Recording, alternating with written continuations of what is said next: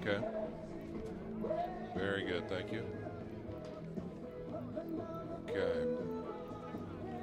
John, how you doing today? Good. Good to have you with us.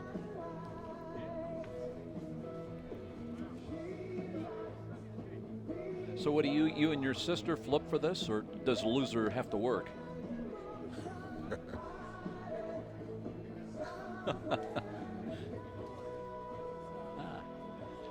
think we're all on retreat in a manner of speaking, one way or another. Kind of depends what you're talking about, but I've been told that for years. I haven't been told I should retreat. I've been told to go away. That's what I've been told. You here again? Yeah. Now, Joe, from what I'm seeing from the stats here, this is another team, looks like a quarterback by committee type of thing here. Yeah, they've had a lot of injuries. Jonathan Keith, I think, was their starter. And look at that. The big guy that they're missing is Lashbrook. Look at the receivers. Second guy. Okay. Only played 4 games, but look at the receiving numbers. Yikes. He killed us last 2 years. Okay. But I'm not sure what his number is. 17, I think. We'll have to see if he's out there. And also, if number 17. 15 and 17 would be the 2 key guys. Okay. That could be a difference maker for them. Right. Because they've had some big wins. They beat Robert Morris in overtime at home. Yeah. A lot of those games at home, though. It makes a difference. But they got waxed last week. Yeah. Wow. But which tells you Marion's a real deal. Yeah. We got to play them at home.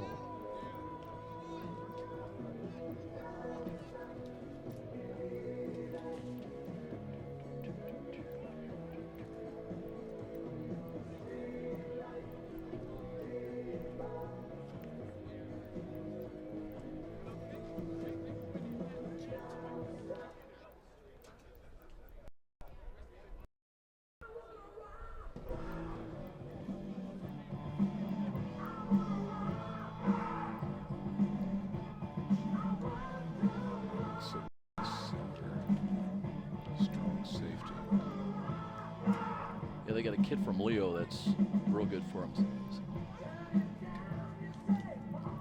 Souter. Is that Adam Souter? Yeah. Yeah, he's got 6 picks on the year, including a pick 6. Wow. And then this Jim Soderstrom, he's got a pick 6 for 76 yards. Where is? Okay, he's a cornerback. Okay, but not even a starter. Huh. No. Okay. Tyler Mills, corner. Okay.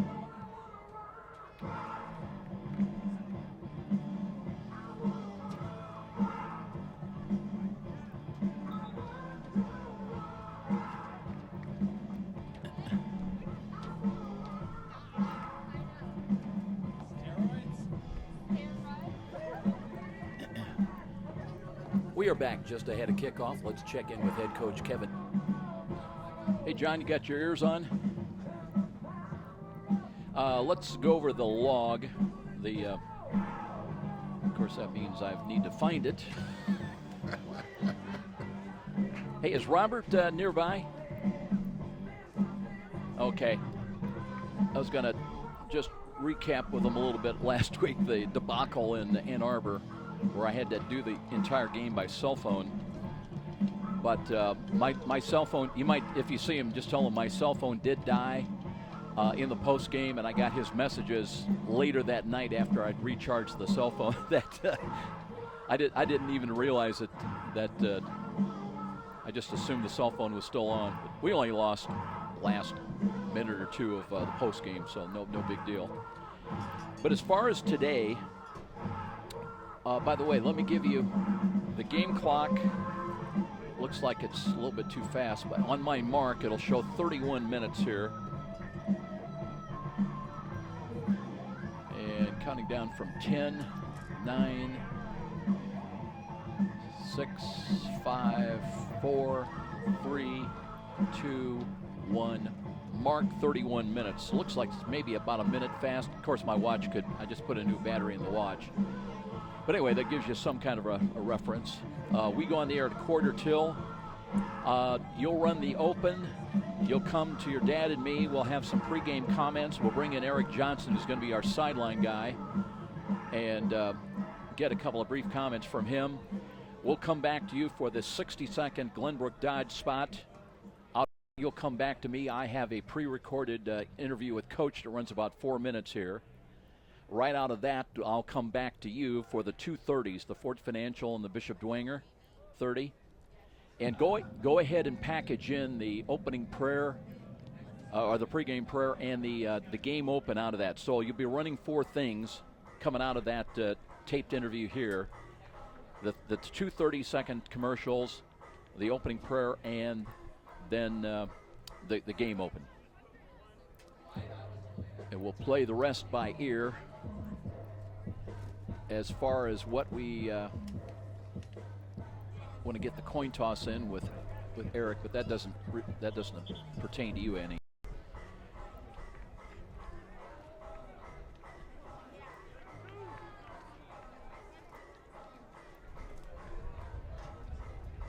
Yeah, let's go over that again. You'll have the pregame open at 11:45. You'll come to us. Your dad and I will have some comments.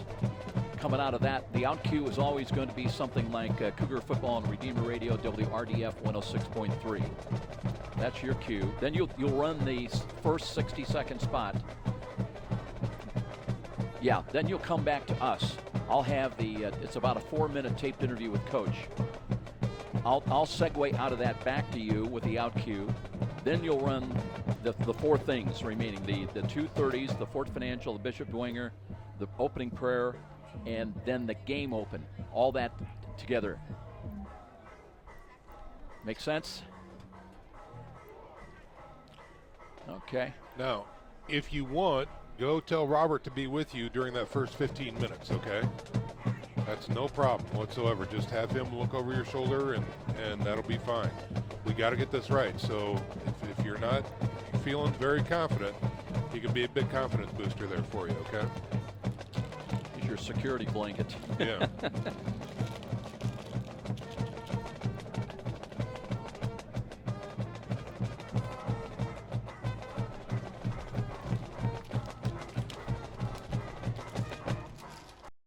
It's always neat when the band plays over the PA, you know.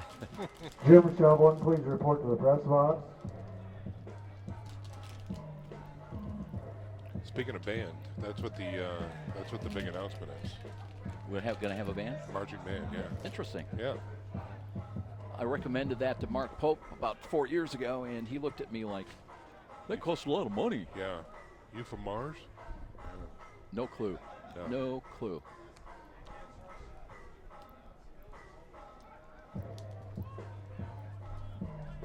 It's the Marching Cougaraches.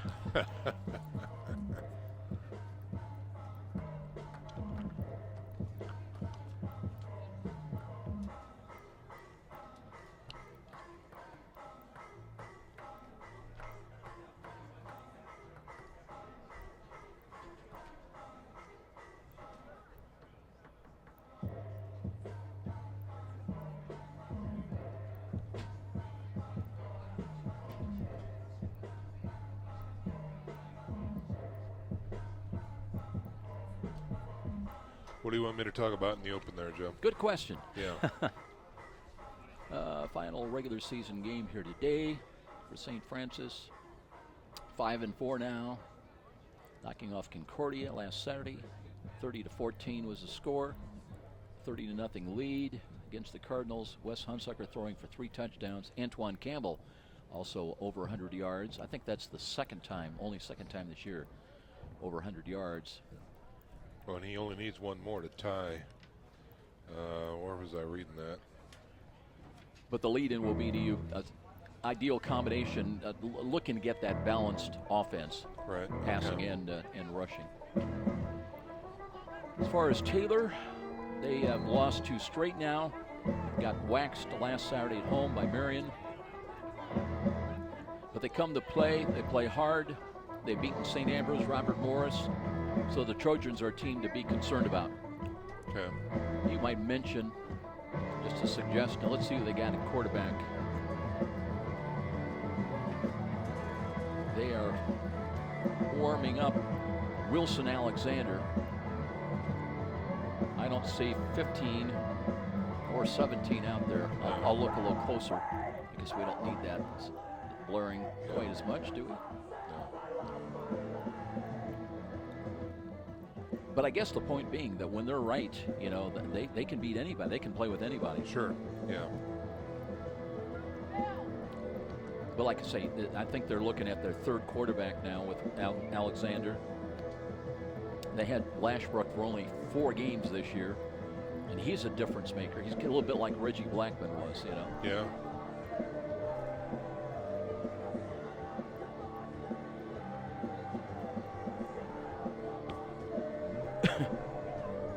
Tell you, they got some big boys too.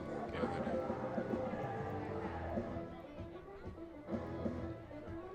Yeah, that 76, he's a freshman, 6'5", 360. We call him Biscuit. He's just Yeah. a biscuit shy of 400. Yeah.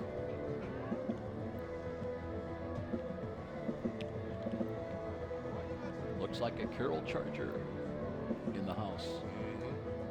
Yeah, I saw Homestead and a few Concordia kids down there. I don't know. Purple and gold with the N. Is that Norwell? I didn't think Norwell wore purple. Looks more like Marion, doesn't it? Yeah, this kid down here with his dad or on the his field. coach. Yeah, near the 35. It's an N. Yeah. Yeah, Norwells are black and. Yeah, and Norwell wouldn't have that many patches on the back either.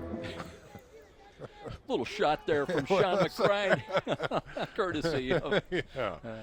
All mics are live. Attention all senior parents, you should be gathering at the South Concourse for the Senior Day presentations. That will Frank begin shortly. Frank Walchek, you're wanted in the meat market. Senior parents, South Concourse, please. Oh yeah, here's a new release. Then they go and ruin it all.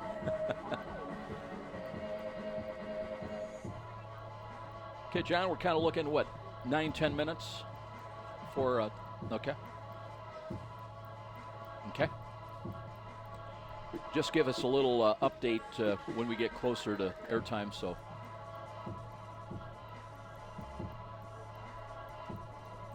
$11:45. You're going to hit that pregame open at 11:45.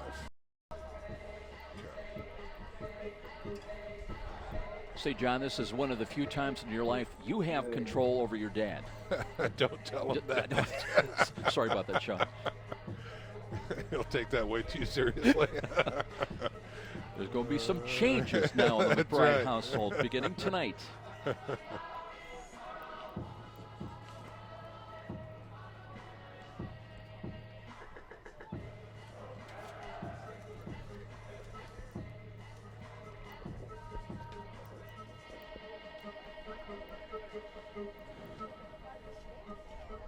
Could someone please move the gator off the 30-yard line, please? Oh, yeah. Kevin will have a coronary.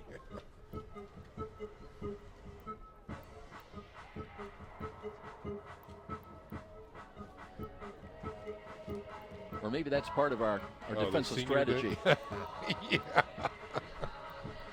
Kind of takes away the middle of the field. That's you know? right, yeah. Really, really nice.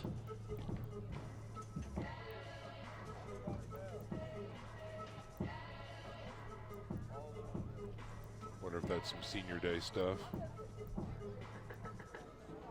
Yes, sir.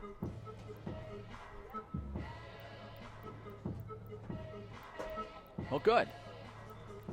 Yeah, that'd be real good. Just be aware of the clock that'll be behind you, you know. We'll have all of our opening stuff, so as long as you can dovetail into the actual kickoff, yeah, whatever you got, that'd be great.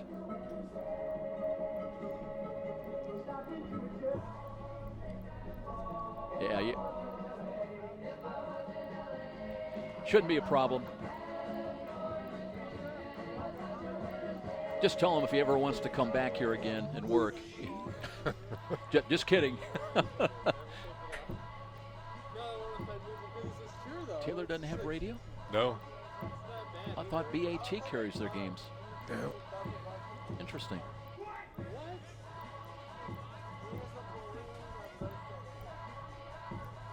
They also have a school station, too. How are you guys doing? Tired. Does not work. I know, I saw somebody. My friend was, this guy Yik Yak, something like that. Like We are back just ahead of.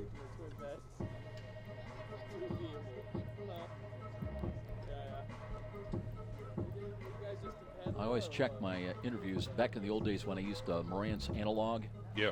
I would invariably forget. I'd test it out, but not re-cue it. Oh, And start so off. Yeah. Hit that start play button. It would be in the middle of a Yeah. interview.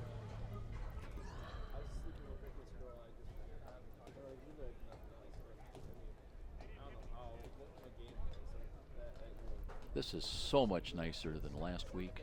In fact, the last two, even in Chicago, was 70 degrees. Ladies and gentlemen, welcome to Bishop John M. Darcy But Stadium. again, big for wind, today's big college wind. football game. Yeah. Yeah. Makes a difference, I Today found, though, if is it's 70 Military degrees Appreciation versus Day, 35 as degrees. well as If you've got Senior Day that for 30 the University mile of an St. hour Francis winds. Cougars. And today Yeah, we man. would like to recognize the seniors that have meant so much to the program. You can almost sense the tear in Jim's eye. Yeah. Don't I have a script for this? What am I? What do you mean I have to ad lib? Come on.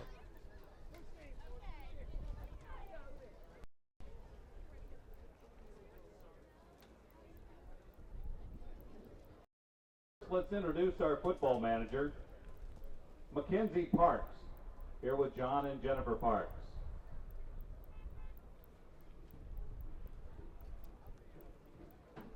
Next up, our senior cheerleaders. Alexandria No, Alexander. again, let's go over it. You'll with hit the Alex pregame Zeplorio open. and Sally Perez. You'll come to us for some live comments.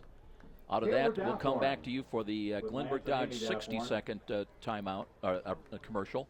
Andrea Out of that, you'll Yarnell come back to me for the with Phil taped Marley coach Yarnell. interview. We're trying just about 4 minutes.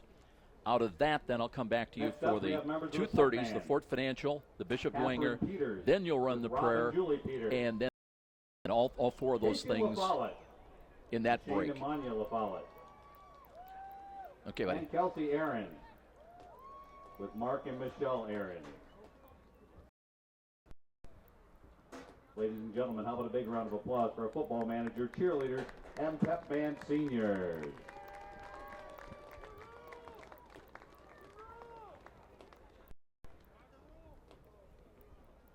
And for Tim Johnson, couldn't be with us here today, folks. He's still serving the last of his 2-year incarceration. And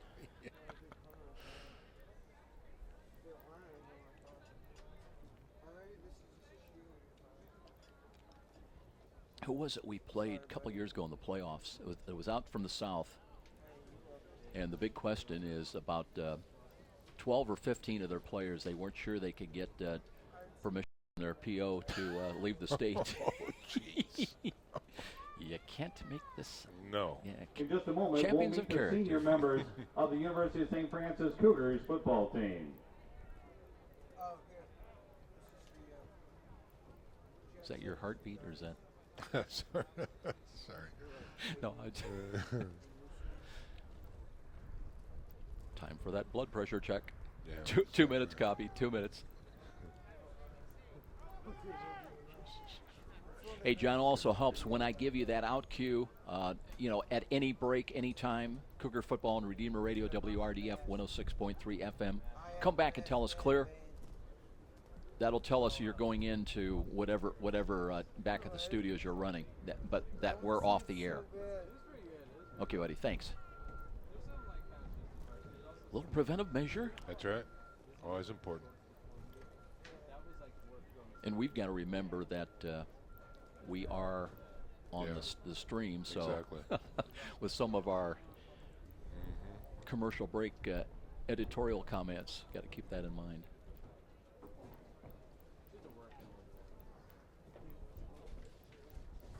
John, you might want to feed a little program when you get ready, just to make sure we've got that.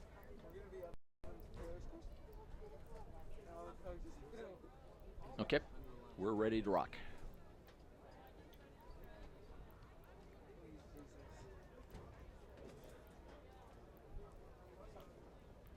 Yes. Yeah, because you're just a minute away. We got it. Hey, Robert. I got your message. My phone did die last Saturday, and I didn't get. I didn't even realize it, but I didn't get until I recharged the phone that late that night that I found your messages on the cell phone. But we got 99% of it in. So copy.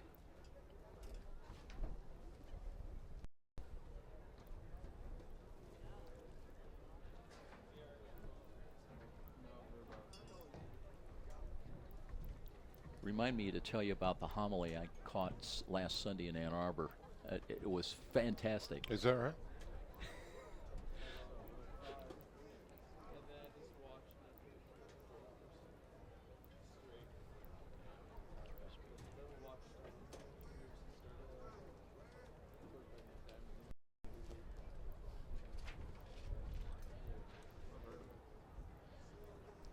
Cougars winners of 3 straight now and back in the Mid-States Football Association Mid-East League race, but still needing to win out and perhaps needing a little help elsewhere. Hi, everybody. Welcome into Bishop John M. Darcy Stadium. Along with Sean McBride, I'm Joe Parson.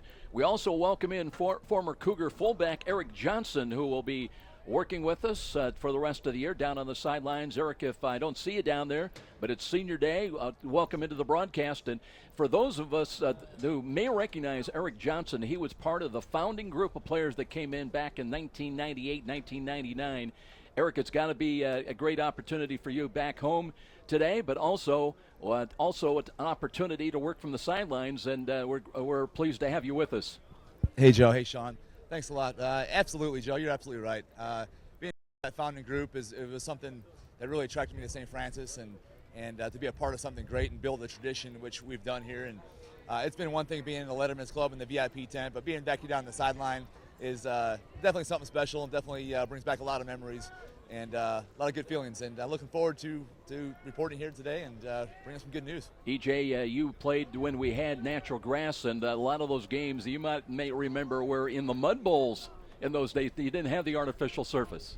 Yeah, field conditions were a little different back when I played, so it was definitely a couple of different mud bowls there. So these guys have it pretty nice, that's for sure. We'll be checking in throughout the course of the game down below with EJ, Eric Johnson. Great to have him with us here today. Sean, final regular season home game today for St. Francis. Cougars bring a 5-4 record now back home today after knocking off Concordia University last Saturday in Ann Arbor, Michigan. 30-14 the final a week ago. USF built a 30-0 lead against the Cardinals. Wes Hunsucker throwing for 3 touchdowns. Antoine Campbell also running for 100 yards. And Sean, that would seem to be an ideal combination for success for the Cougars, getting that balanced offense to equal a quality victory. Well, that's exactly right, Joe. Again, Antoine Campbell needs one more 100-yard game to tie Daniel Carter, who played here, outstanding player in 2006 to 2009. And, of course, we talk about Wes Hunsucker in the last 3 games here, really showing his promise, delivering on that promise as well. Doing some fantastic work in the air and managing that offense. So we really need all areas to fire today to beat this Taylor University squad. And you throw in a defense that's been well of late as also. Today, St. Francis faces in-state rival Taylor University. They come in trying to break a 2-game losing streak after dropping a 55-14 decision at home last Saturday in Marion. Trojans always come to play. They play hard, and they've beaten some quality opponents, St. Ambrose earlier this year, Robert Morris in overtime. So that also the Trojans are a team to be concerned about. Well, always. You're exactly right, Joe. When they show up, again, this is a team that is facing a little adversity because of the player personnel and some injuries, but this is a team, clearly, by their record, they can beat anybody, Joe, so they are ones to watch. And, of course, whenever you play the University of St. Francis Cougars, every team that they play really steps up and shows their A game. Cougars still in the Mid-East League race, needing a win today. Win next Saturday at Marion. And then probably a little help elsewhere today from Robert Morris taking on Siena Heights to have any kind of a chance, even a remote chance, at qualifying for the playoffs. We'll be back after a break. Cougar coach Kevin Donnelly joins us with his thoughts about his Cougar football team now victorious in their last 3 ball games. This is Cougar football on Redeemer Radio, WRDF 106.3 FM. Keith Harris with Lonnie and Felicia Harris. Okay, it sounds good, and I'm potting us down. 44, Taylor Out of the 60, Hastings. we'll go into the taped interview here. Jeff and Kathy Hastings. Number 40, Jack Bruce with Mark and Michelle Bruce, Natalie Cottrell, and Braylon Bruce. Number 50, Sean Alford with Mark and Tammy Alford. Number 52, Mike Brevard with Willarna Brevard. Number 53, Jesse Boley with Greg and Richie Martin. Number 64, Keegan Morris, Jesse and Angel Morris. Number 89, Colin Harris with Brian Harris. And number 91, Joey Donaco with Dave and Terry Donaco, along with Casey Donaco. Ladies and gentlemen, your senior class. We are back just ahead of kickoff. Let's check in with head coach Kevin Donnelly. You know, Coach, it was about a month ago when we were all sitting around the table, probably about as low and as discouraged as you could be, riding through the the pitfalls of a 3-game losing streak. Now, some 1 month later, had 3 straight wins, and including a nice win last week up in Ann Arbor and all the elements, beating an improving Concordia team. I want to ask you about the Cardinals because 3 years ago they were probably a little more than a glorified high school team. They've come a long way with 3 wins this year, so you had to be pleased going on to their new turf field and winning that ball game, and keeps you alive in the Mid-East League race. But how about last week's game? Well, Concordia is a very improved football team. They throw the ball well. They play hard on defense. They do some good things. Got some good athletes. They've been respectable in every football game. We jumped on them, 30-0. There were 10 minutes to go in the quarter. I thought then we kind of went to sleep, so we started substituting, get some other players in the ball game. Kind of a unique environment there. First year that they've played on campus, as you well know, broadcasting from the bench and Ladies and so gentlemen, forth. today's American flag. Anyway, we got provided by Glenbrook. I want to keep this going. You're right, Joe. A month ago we were sitting here and we had stubbed our toe 3 in a row, and we were low. And from our players now and our coaching staff, really hadn't ever had to face that before. I've been there several times in my career, and it is tough. It's almost paralyzing, where you've got to dig down deep and you've got to pull yourself out of it and fight through it. And so I compliment our players and our coaches that we've been able to do that to get to this point. We're still in the mix for a conference title. We went out, we're going to get at least a piece of it. We have to And rely now, ladies on and gentlemen, our friends from with the Chicago pregame and prayer, Morris to Kendra Kramer. take care of Siena Heights to win it outright. But If everybody the thing could that we have please control bow of my is head. today, how we play. Dear Heavenly win. Father, we thank you I for look this back day, over the last gift 3 you've weeks, given and us, one of the things the I gift of think I life, see, we've the gotten the gift of lead early friendship, in the and the game, gift and of I thought family. that's been a big Please factor. watch over and guide And your over defense the players also today, was really at the key critical staff, times, making the 4th down coaches, stops and or the getting refs, a whoever turnover, these a days big take. sack, Joey Donaco a couple of We weeks are ago just in so the game against thankful Robert for the Morris. seniors But all those that they elements, have led us all, that spells and the anything family you can with put all your of the finger on. support. What's the difference? We ask 3 you weeks in winning, 3 in weeks your losing. name we Conversion pray. downs, getting the Amen. offense back on. They had 3 of 19 on during 4th down conversions, so that's huge. And there was another one that was stopped right in front of me, Now, but I ladies couldn't get a and measurement, gentlemen, so Performing the it national would have only anthem. been 2. But Captain Rebecca nonetheless, Lester. that's a big deal. Getting the ball back to the offense. And, the conversion situation is maybe the most underestimated. Let's talk about Taylor today. This is a Trojan team that it doesn't matter what their record is. They always play hard, whether at home or away, especially against us as an in-state rival. Break the Trojans down this year. I know they've gone through some quarterback issues. He's only played 4 games this year. He just tore us up last year. But what do you see on film about the current Trojan team? They've had a lot of injuries. They're going to come up here today, and you don't know which team's going to be out on the field. When they're healthy, they're as good as anybody, and they've beaten the best. I have a lot of respect for the coaching staff. I think they do a tremendous job, and the university. I mean, those are kids of character, and they are always going to play their hardest, regardless of circumstances. So you got to respect that. You got to know that it's going to be a dogfight, and you're going to have to play 60 minutes of football. Was still there, oh, stayed as that star-spangled banner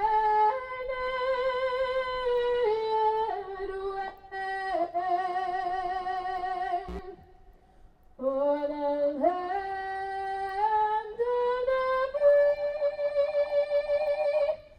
and the home of the brave.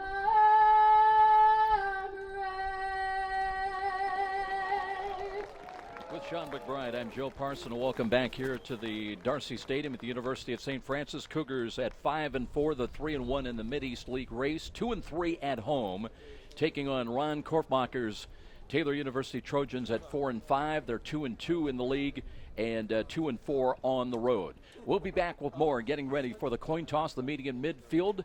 Coming up, the other side of a break and a timeout. This is Cougar football on Redeemer Radio, WRDF 106.3 FM.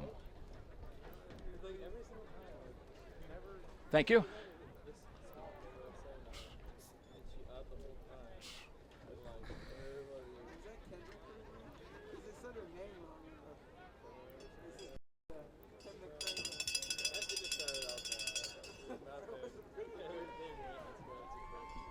You got to 2:30, going to run both 30s. And then the prayer. And then the game open.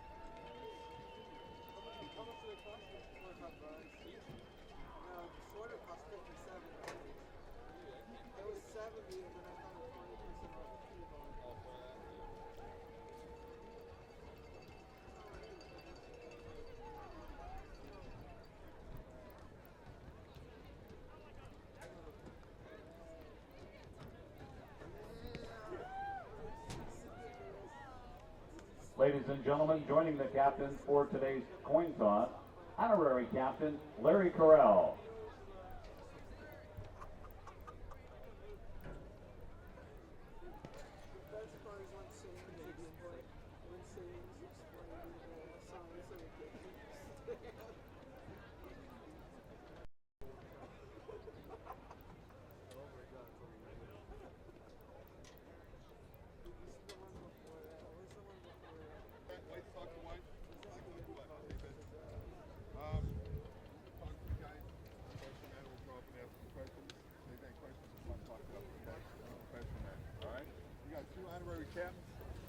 Father Ted's going to toss it in here. He's going to be the coin.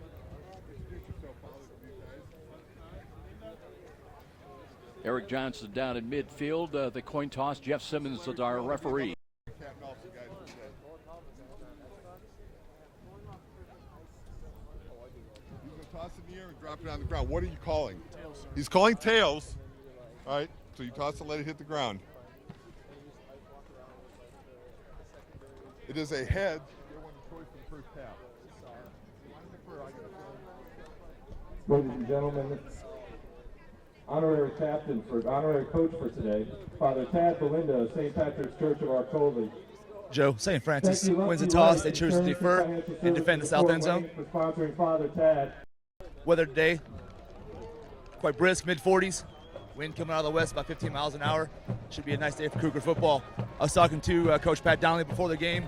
Some of the keys to victory on offense. They bring a lot of pressure on third down, high pressure too. You got to really concentrate on match protection, protecting that quarterback. Talked to Coach Didier on defensive side. He said that they run a lot of speed option, and keys to the game are going to be keeping that speed option under control and stopping that, playing assignment football on defensive side. Great to have you with us, EJ. Eric Johnson, a former great Cougar football, former fullback for the Cougars, and we'll be checking in with them throughout the day. And appropriate, Sean McBride, that on senior day, all the seniors went down, and they were the co-captains for the meeting in midfield. Yeah, 20 seniors today honored as last home game here from Bishop Darcy Stadium and Kevin Donnelly Field. And EJ brings up a really good point here, especially for that Cougar defense that you talked about with Coach Donnelly before the game there, Joe, in their interview. They're going to have to take some assignment football very seriously today, especially with that speed option. The defensive end play is going to be really interesting to see if they can get those crash angles down there and really contain the end around. Taylor will receive the ball. Cougars won the toss, deferred. They'll kick away towards the scoreboard, away from the scoreboard, I should say, from right to left. That's out of the south end zone. Taylor, one of the kick returners, has 14 kickoff returns this year, averaging over 24 yards a kick return along of 50. By the way, the 24.1 is second best in the Mid-States Football Association. Also, Rich Giordani is back deep, and he has a long kickoff return of 17 yards. Cougars winners of great, a lot of big ball games. By the way, 46 degrees at kickoff, cloudy skies, spitting rain a little bit, just some light drops, and winds out of the west, 12 to 14 miles an hour. We got a wind chill of about 38 degrees. Not going to get any warmer today, though, but a lot better than last week, trust me. Here we go. Nick's ready to tee it up and kick it away from right to left. And he ran past the ball. Stoppage on the play there by the officials. I don't think they gave him the go-ahead, or they got a problem with the clock. Either or, they're not kicking the ball right now. That was just kind of a dress rehearsal. Now they wait for the go-ahead. Important game today in the Mid-States Football Association. A couple of big ones elsewhere. Now Nix puts it, drives it end over end. Boris 3 yards deep will bring it out. Brings it to the 5, to the 10, up the middle, left side.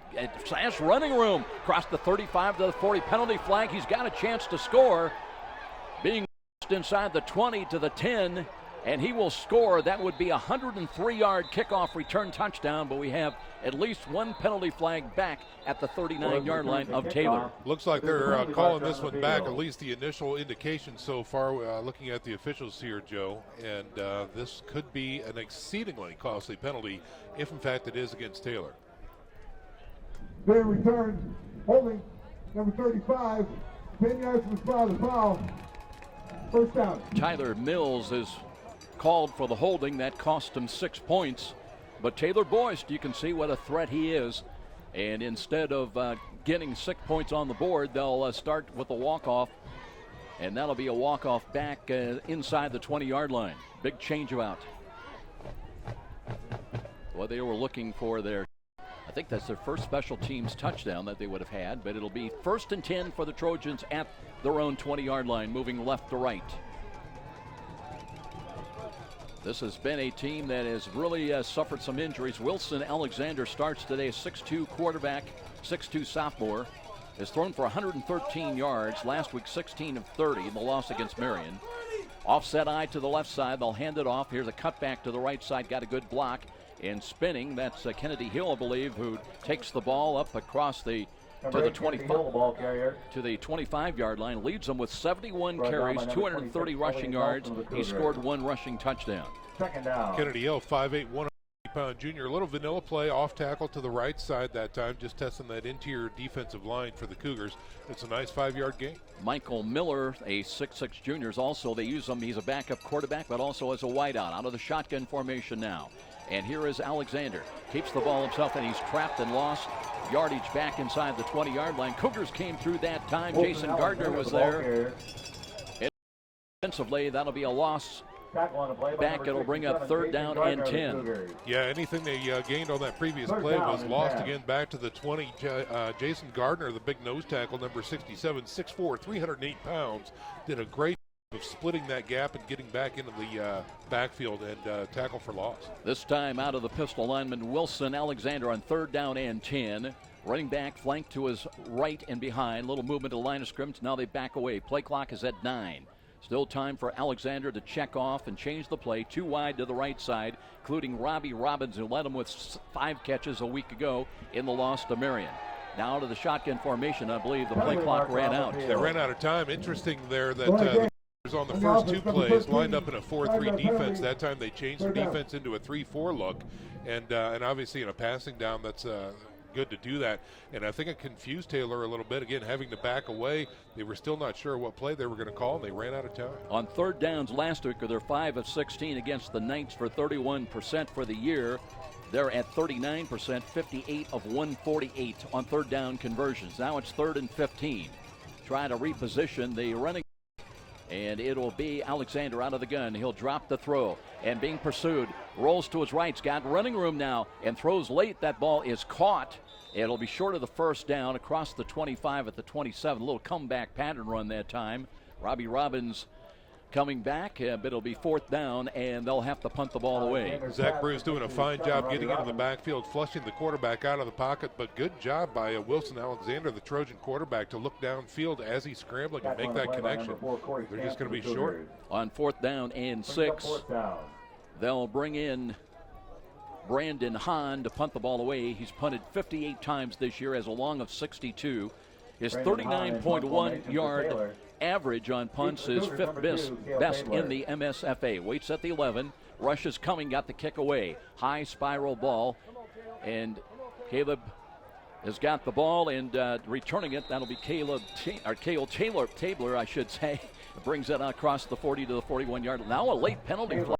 That came late, and there might have been some verbal exchanges. Brandon Allman was down there, and maybe let's see how this penalty flag is going to shake out. Yeah, it really wasn't a big scrum. Unsportsmanlike, number 8, and the return team, 15-yard penalty, first down. It goes against St. Francis. That's Nashawn Lewis that drew that penalty. Yeah, again, Joe, there wasn't a big scrum. There was about 4 guys, 2 Trojans and 2 Cougars down there at the point of attack after Tabler made that 6-yard gain for the return. So clearly there was some words exchanged at the point of the tackle. And, Sean, what do coaches tell you? A lot of times it's the retaliatory. That's right. You know, save it for your play on the field between the whistles. Yeah, your muscles can do much more damage than your mouth ever could. Wes Hunsucker starting.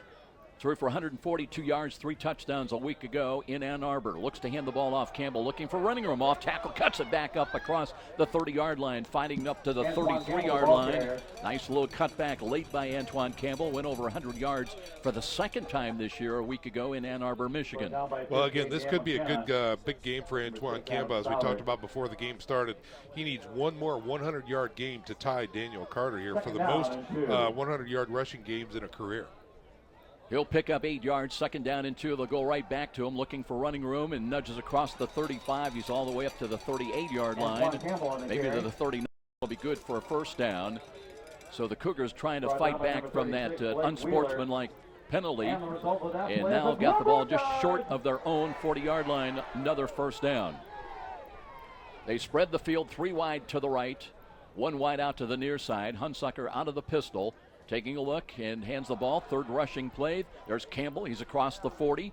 Back pedals his way up to about the 42, maybe the 43-yard line. So far, we've got traps through the middle here, Joe, to start for the St. Francis Cougars. And really, if they're getting 3 to 4 yards per clip, let's keep doing it. Cougar offensive line averaging 274 a man, tackle to tackle. Jesse Boley at center today.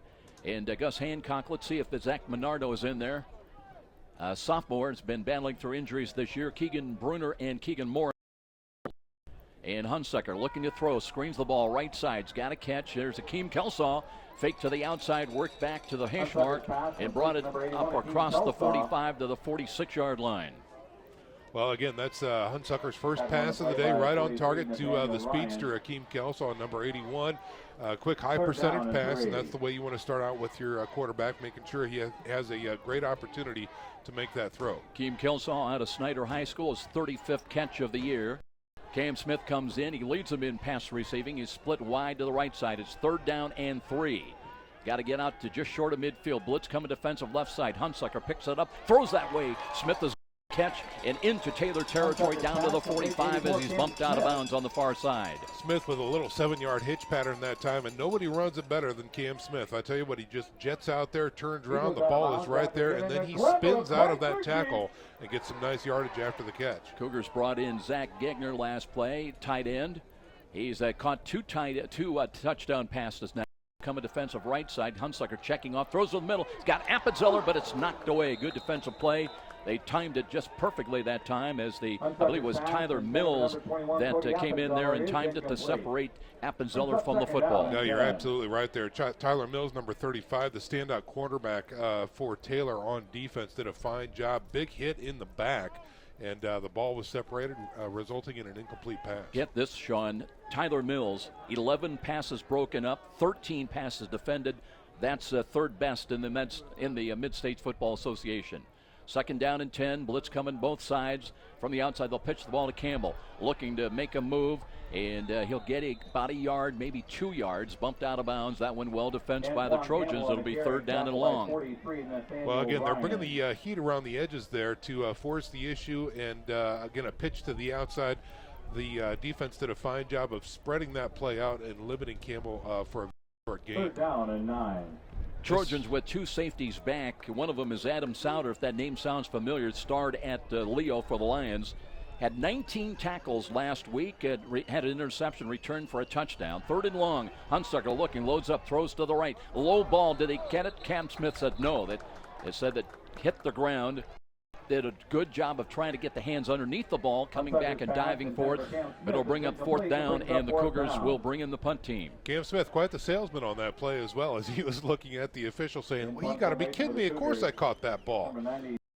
The official rules out, and that's going to bring up a 4th and 9. Josh Spitz coming in. This will be his 40th punt of the year. He's still among the leaders in the Mid-States Football Association, averaging over 40 yards a punt. Taylor with punt return. Back at the 10, and the kick is away. High, wobbly ball. Fair catch is called, and it was Taylor Borst faking it, and Cougars downfield trying to get to it before it goes into the end zone, but it did. It'll be a touchback, and it'll come back 1st and 10. Well, of course, Taylor on their previous drive, Joe, went for a punt there. Nothing really happened there on offense for the Trojans. This will be their second opportunity from scrimmage here in the first quarter. And let's see if the defense can hold again for the St. Francis Cougars.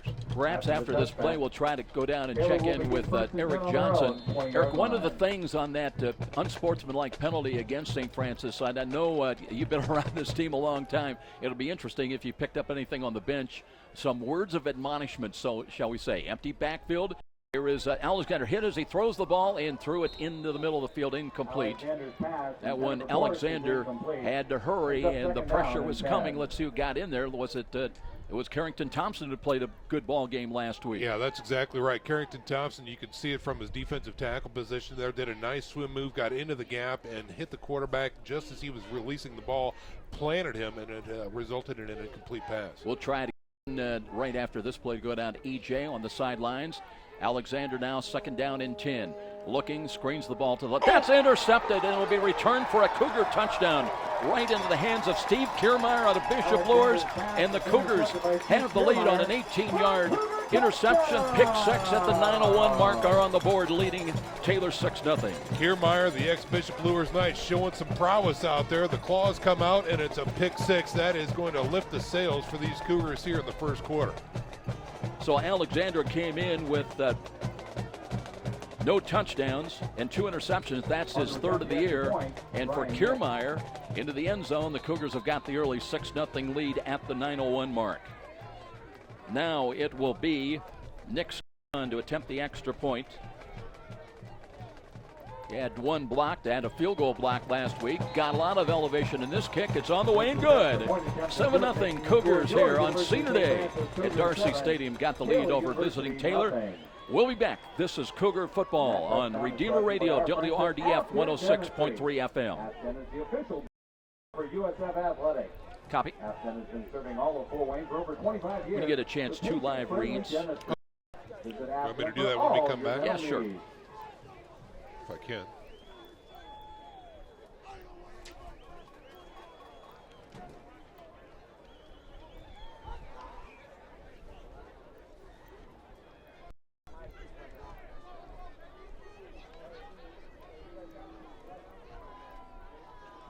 Football fans, Redeemer Radio Sports thanks H&L Electric for being our travel sponsor for today's game. Electrical contracting needs, call H&L Electric at 260-402-3541.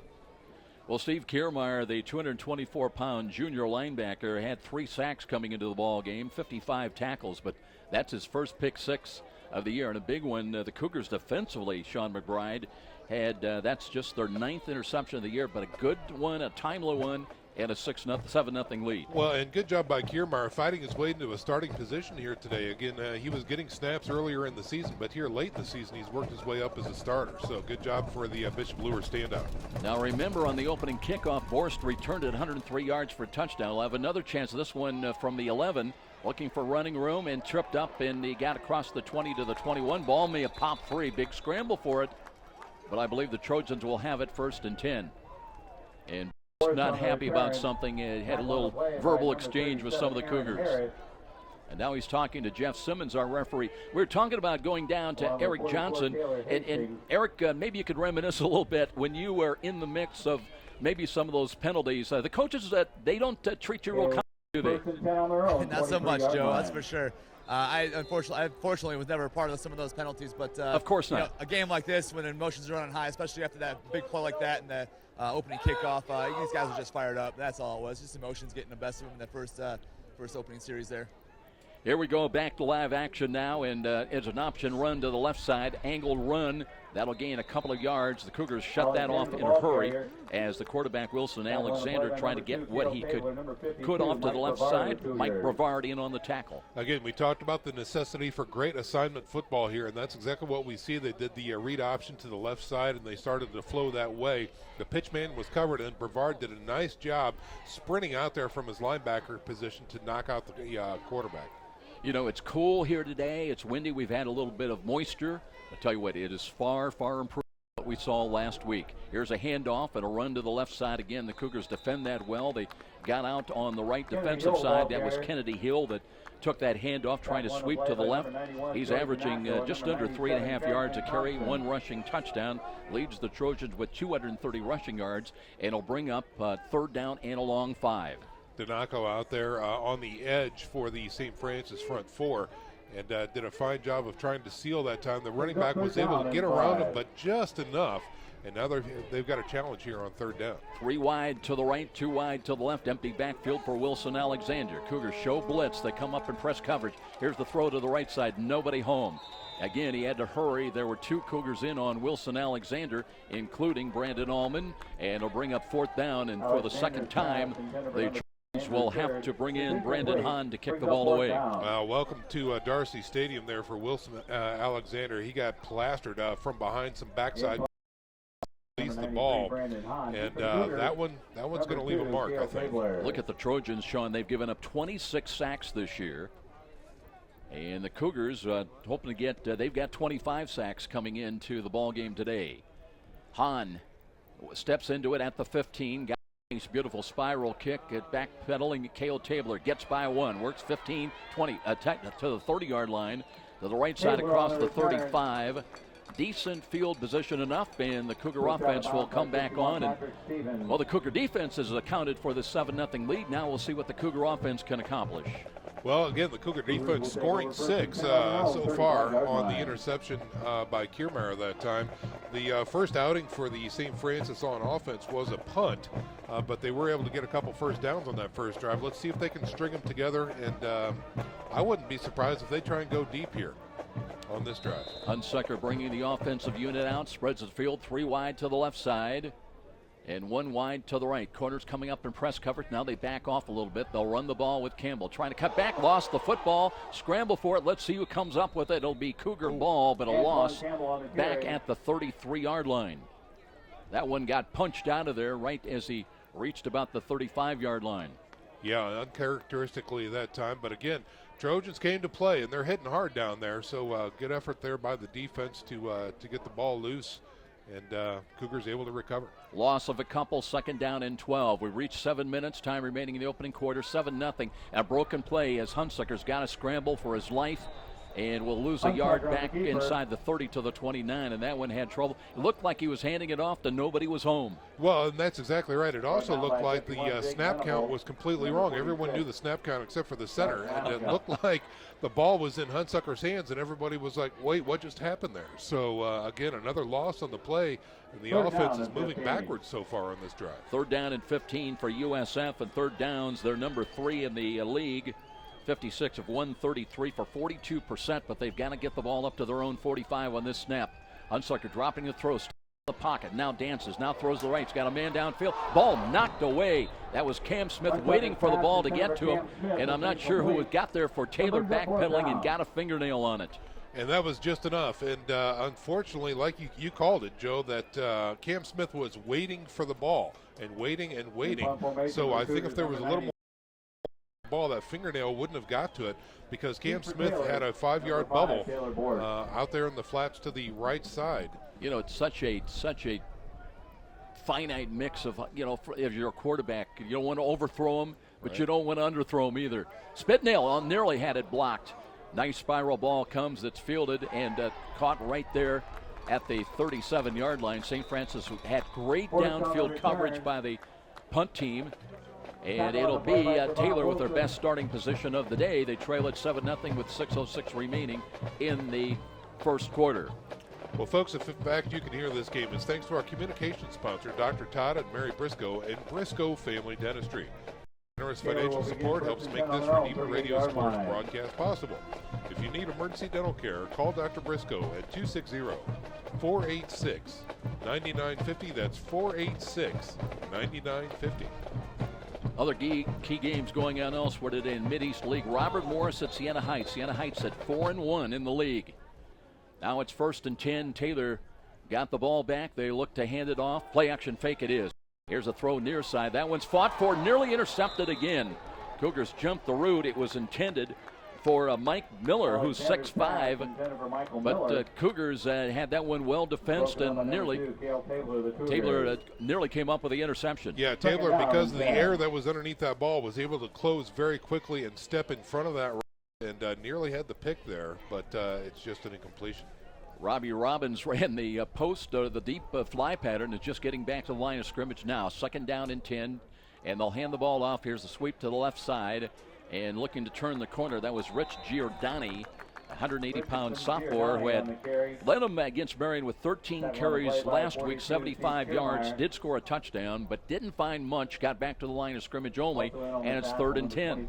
Yeah, Kiermaier, the lead tackler there, but you see 4 to 5 silver helmets with a great pursuit to the ball that time as they try and stretch it out to the left side, and absolutely nothing was there for Taylor. Caleb Nickley into the ball game. Rich Giordani stays in. They've got to get to their own 40, just across the 48-yard line to convert on this 3rd and long call. Alexander with the play clock inside of 10 seconds now. Out of the shotgun formation.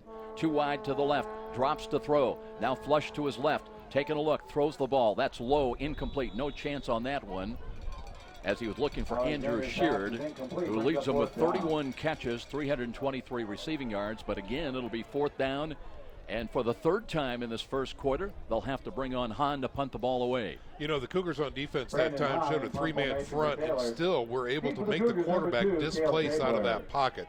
So again, the offensive line for Taylor really needs to step up their game here, because the Cougars on defense are really having their way with that offensive line. Taylor back in punt return inside the Cougar 25. He had 1 punt return last week in Ann Arbor for 10 yards. Nearly blocked. Kick is away though. Running up to it, fair catch, sliding. And it is now a late penalty flag comes from way away from the field at the 20-yard line, and we'll see what this one is about. You know, that official was 50 yards away from any, I don't know what he saw, but again, he was back on the 20 and he threw it towards the 50.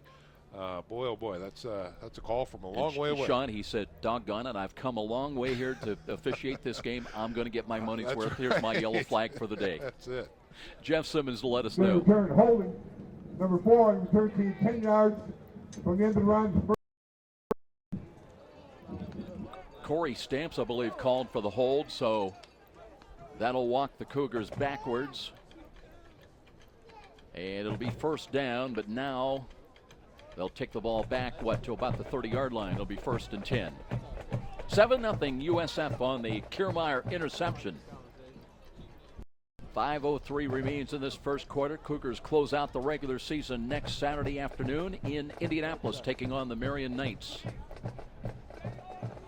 Well, now they walk the ball back to the 20-yard line. That's where the walk off. It will remain first down and 10. And Hunsucker back in at quarterback. Steps up to the 15 out of the pistol. Actually out of the shotgun formation now, and he wanted some motion, I believe. Didn't get it. Play clock at 13. And still looking to his right, trying to get somebody's attention. Yeah, he wants a man in motion, and he's not going, and they have to burn a timeout. Oh, no. Coach will not be happy about that. So 5:03 on the clock, and the message was not being received. So we'll step out. 7-0 St. Francis. They'll have a first down when we return. This is Cougar football on Redeemer Radio, WRDF 106.3 FM. Okay.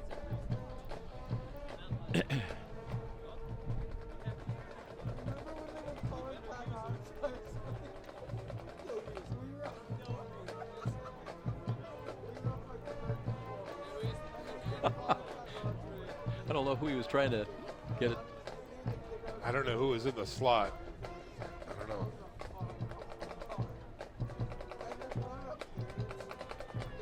It is so amazing. This is week 10 of the regular season.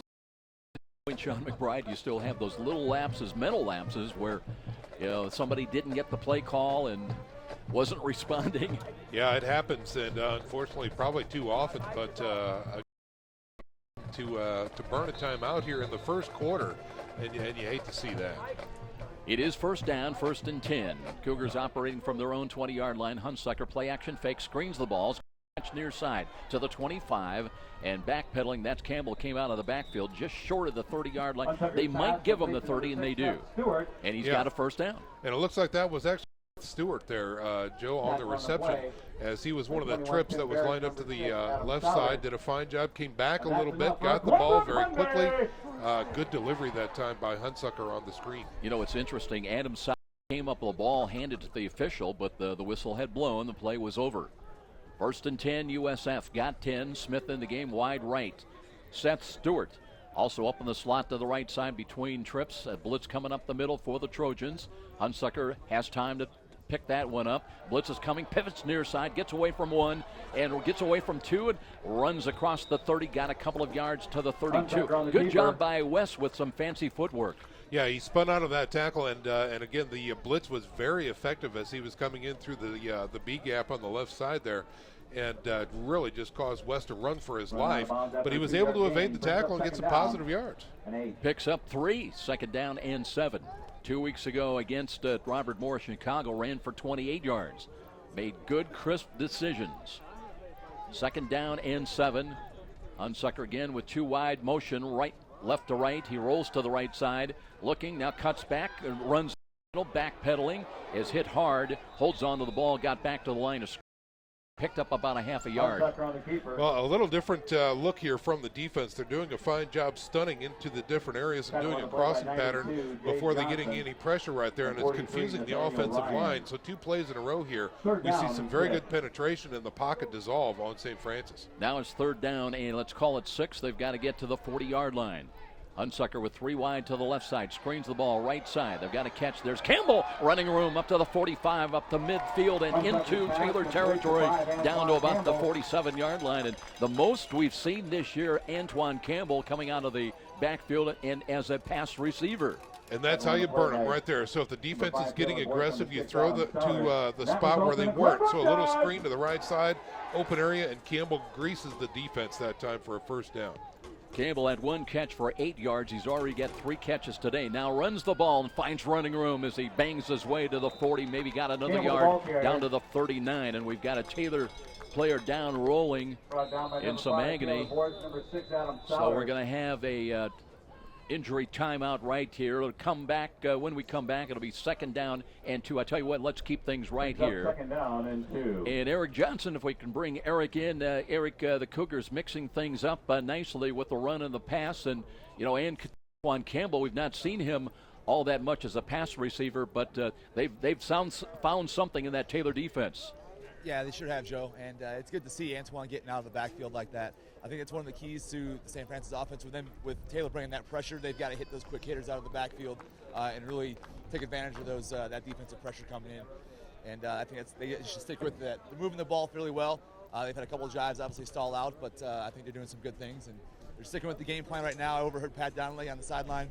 They're going to stick with what they've got going right now. Some minor adjustments here and there, but overall, they're going to stick with the original game plan and keep moving the ball. As the saying goes, if it ain't broke, you don't fix it. Second down and short, Noel in wide to the right side. That was Jay Johnson, but he did get up. It looked like it was just a momentary thing. Motion right to left by Seth Stewart. Comes back, sets a block for Campbell, dives straight ahead. Got near the first down stick at about the Taylor 38. Campbell on the carry. Going to be just short there. Campbell really, I would have liked to seen him follow his block. Seth Stewart was in the backfield with him and started to shade to the right, but Campbell went a little bit left and ran into a wall, and that's going to bring up 3rd and short. Didn't think he got the best spot in the world. They spot the ball at the 39. And now it'll be Seth Coate bringing the play in from the near side bench. Short yardage situation coming up. We're approaching 2 minutes time remaining in this opening quarter. 7-0. St. Francis got the lead early on a Kiermaier interception, pick 6. Hunsucker again with 3 wide to the left. Wants to throw. Looks. Throws into slot and the ball knocked down. Looking on the quick slant for Matt Knoll.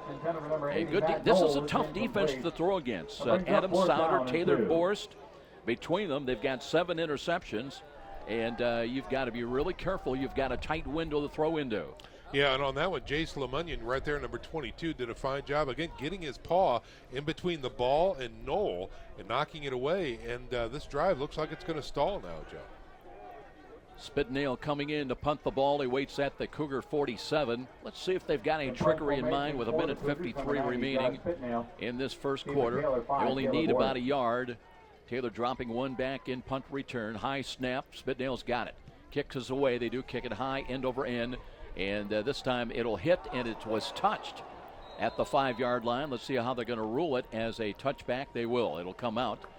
And a little better field position, not at the 5 for Taylor, but the Trojans will have the ball. Yeah, touched but not down. Unfortunately, Trevin Wilson, number 29, the DB, was back there, and he just wasn't able to down it as the ball did bounce up into his chest, but then it trickled into the end zone. I've got to tell you a funny story quick. Last week in the second half of the ball game, the wind was so strong in Ann Arbor, we were working on a cell phone. The wind had blown away my roster, so I'm kind of working from memory.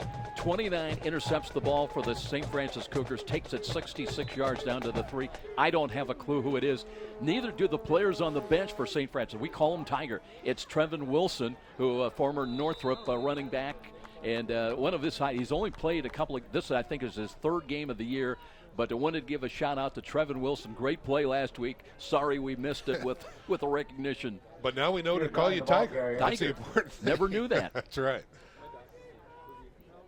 Trojans run the ball with 1:21 remaining in the quarter. They pick up a couple. It's 2nd down and 8. Wilson Alexander's carried the ball 4 times coming into the ball game. No net positive yardage. He's got 3 wide to his left. Out of the shotgun, he drops to throw again, being pressured, screens the ball near side, but right where the Cougars are waiting for him, Joey Donaco, and that knocks ball carrier Rich Giordani down. He lost the helmet as well, and he'll lose a couple of yards. Yeah, Donaco in the right place at the right time there for St. Francis. He was on a block, but again, that screen was thrown basically right at the point of the block. Donaco sheds it and tackles the receiver at the same time. So great heads-up play by number 91 for the St. Francis Cougars. And Joey basically was down on a knee as well and still managed to make the tackle. A lot of strength. Now, 3 wide to the left side, 3rd down and 10. Alexander looking, takes a look, being pressured. They got him for a sack, fighting through the block. That was Donaco again. He's on fire, Joe. Again, he shed that block as he was being blocked by the back who was in there for protection. And he tried to be taking Donaco out at the knees. Donaco had nothing to do with that, sprinted to the quarterback and got him. Well, that's a huge sack. So St. Francis should come with some very good field position on this exchange of punts. Let's see if we see it before the end of the quarter. We're down to 10 seconds. Hahn is back waiting at the 2-yard line. Still 10 on the play clock. We're down to 4 seconds. They may wait till the start of the second quarter. I don't believe they're going to snap the ball, and they don't. So it'll be 4th down and 10. Taylor to punt. When we return to Darcy Stadium, where the Cougars, in a must-win situation, have got the lead over visiting Taylor 7-0. This is Cougar Football on Redeemer Radio, WRDF 106.3 FM. Cheerleaders are getting ready to launch. Football's in the stands. If you catch the football copy. with Coach Donnelly's autograph on it, just bring it up here to the press box and redeem your prize courtesy of Midwest America Federal Credit Union. Ready? Here they come!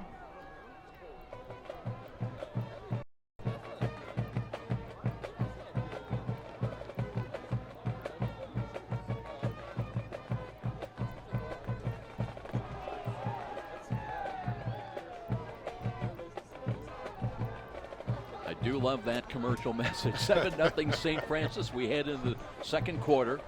You can't say in a day like today there's a crosswind, Sean McBride, out of the west, about 12, 14 miles an hour.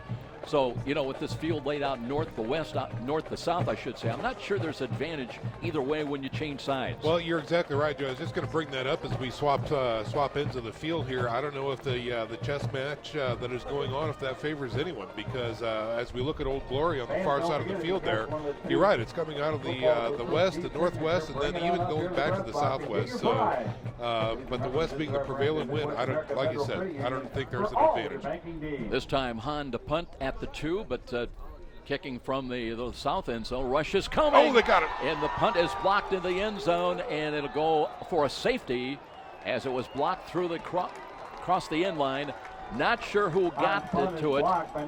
We'll check down with EJ, with Eric Johnson when we get a chance. The Cougar Toodle, they'll lead it 9-0, and they'll receive a kickoff.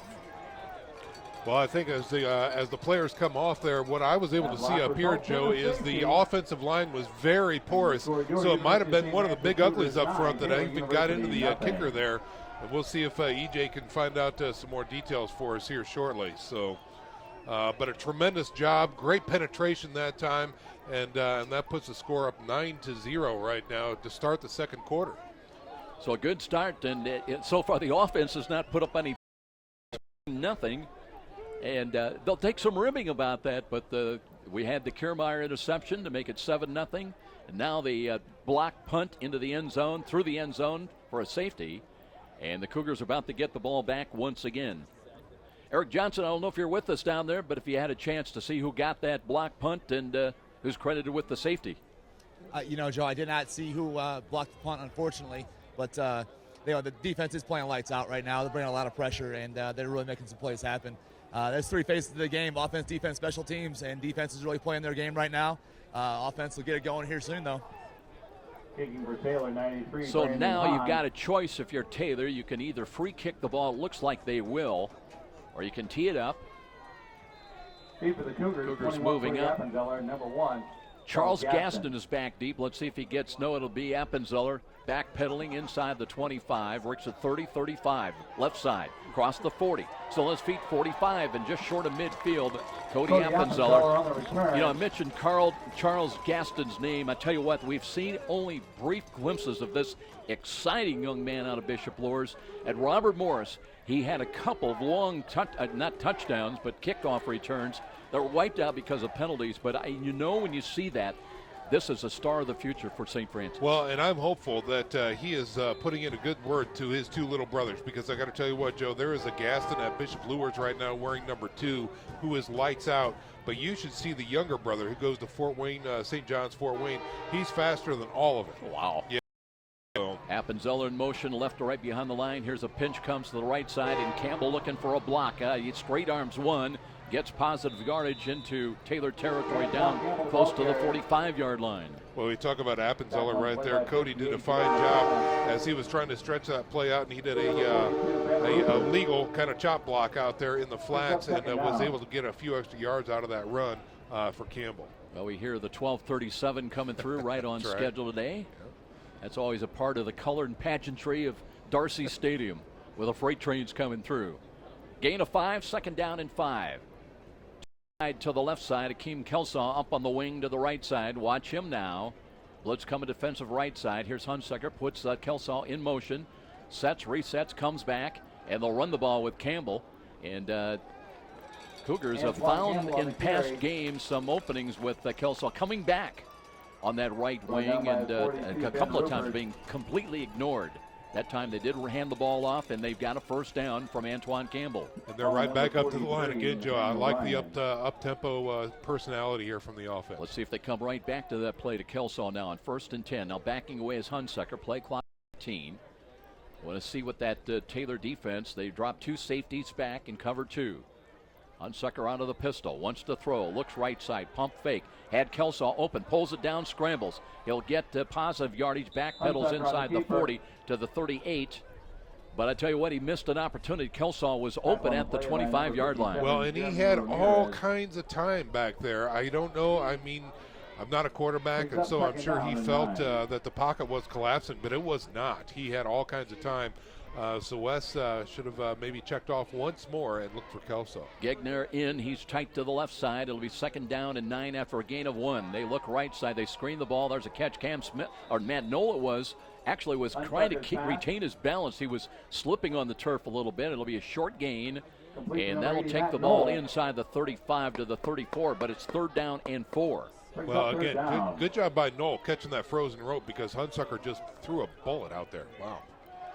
Campbell is the running back. He's offset to the left behind Hunsucker. They want to throw the ball again. They've got to catch Noel at the 30. Works to the 25 and out of bounds. Inside the 25, around the 23, maybe the 22-yard line. They'll move the chains. The Cougars offense now on the move once again. Once we see once again a great decision made by Hunsucker right there. He saw that they were bringing everything and the kitchen sink on a defensive blitz that time, so he hits the quick hitter out there to the flats on the right side. Easy throw, easy catch, and Noel makes a good first down. Sean, that's a great point, because one of the things you try to teach your quarterbacks is at any level, read where the blitz is coming, throw to that way, because somebody's going to be open where that blitz is coming from.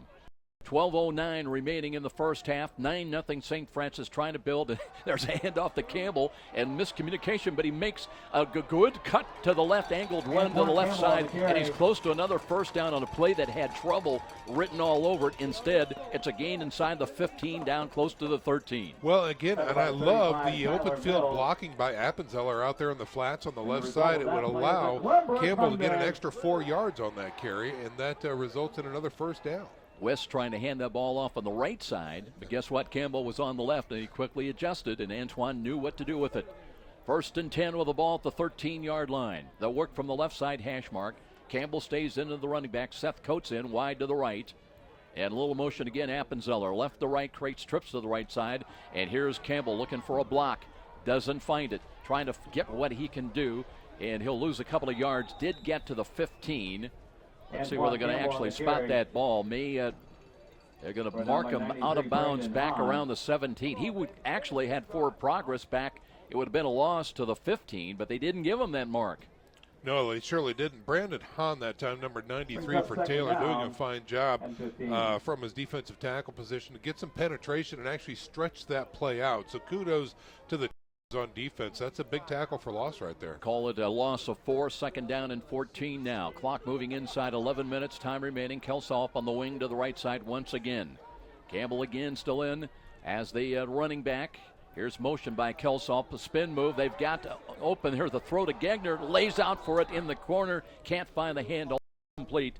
Zach Gegner looking for his 3rd touchdown catch in probably as many games. He's got 2 touchdown catches coming in. Had 1 last week. Yeah, just barely overthrown that time. You'd like to see maybe just a little bit more air underneath it. Good coverage. But again, Joe, when you look at the scheme in the backfield there, Hunsucker was rushed and had pressure immediately. Again, I don't know, based upon the players and where they were on the field, if that was in fact designed, because I'd like to see Hunsucker get a little more protection back there and able to set up that throw. Noel comes into the game. Cam Smith wide right, Noel to the left. Kelsaw and Appenzeller, part of a trips package to the wide side to the left of Hunsucker. Blitz coming defensive left side. He rolls to his left, sets his feet, throws, and low ball, no good. That was wide and incomplete, short. At time, Hunsucker did not have good touch on the ball. So the offense will leave, and in comes the special teams. Nix will attempt a field goal. He had 1 block last week. Last week he was 1 for 2, hit a 28-yarder. On the year, he is 7-11 in field goals. This one from the 25, call it a 35-yard field goal attempt basically from the right side hash mark. A little bit of a right to left angle. Jarzab is the holder. Nix looking to add points from 35. Kick is on the way, tailing a little bit to the left side, but it is right, splits the uprights, and add 3 to make it 12-0 USF. 35-yard field goal at the 10:26 mark. We'll be back here at Stadium. St. Francis doing it with defense and special teams so far here today. Up 12-0. This is Cougar football on Redeemer Radio, WRDF 106.3 FM.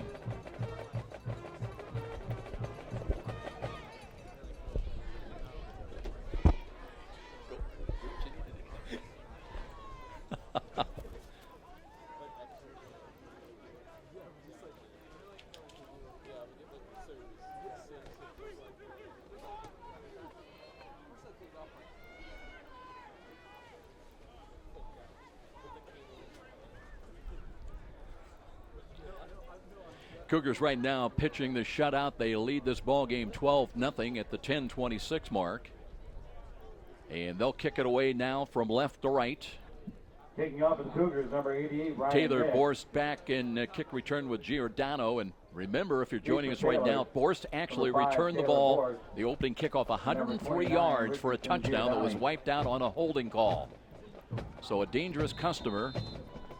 He and Giordano lined up right about the goal line as Nix will kick it away now from left to right, having just accounted for the 35-yard field goal. This one tailing to the far side. Giordano from the goal line, cuts to the 5 to the 10, spins around and works out to the 15, maybe got another yard to the 16. There's a penalty marker on the field. Another penalty flag on the field. I don't see that one, but I heard it mentioned. Jeff Simmons is our referee today, and we'll check with him. Good return, holding, 35, 10-yard penalty, first down. Ironically, the penalty on the kickoff goes against Tyler Mills. He was charged with the penalty on that opening kickoff return that denied Borst the touchdown. So instead of the ball at the 17-yard line, there is the penalty flag on the far side. It'll be half the distance. And they'll move the ball back inside the 10-yard line, back to around the 8. So the Trojans will go to work once again offensively. They return home next Saturday. They'll take on USF Illinois. Cougars with an important game next Saturday. They're in Indianapolis taking on Marion. That'll be a 1 o'clock kickoff. Our pregame begins next Saturday on Redeemer Radio at 12:45 p.m. From the 8-yard line, Wilson Alexander in there at quarterback. Out of the shotgun formation, looks to hand the ball off on a sweep to the right side. There is nothing there as they tried to get that ball into the hands on a sweep of Griffin Lowe. In fact, that's going to be a loss.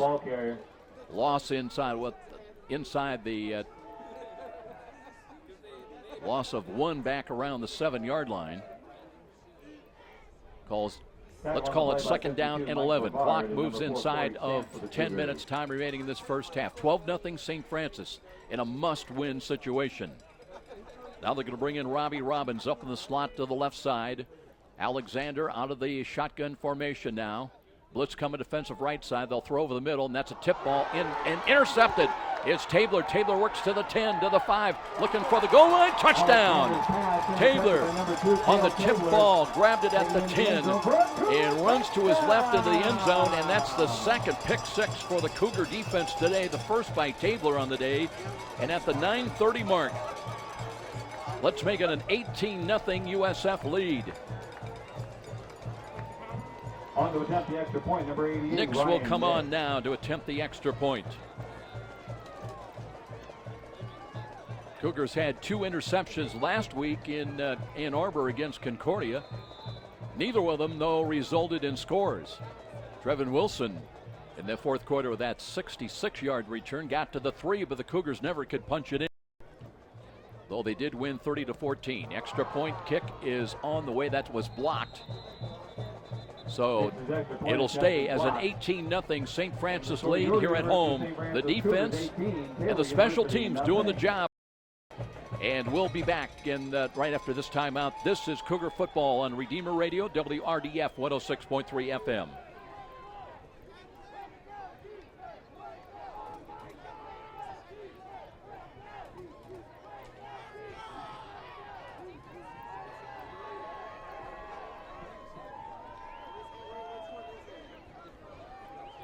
Yeah.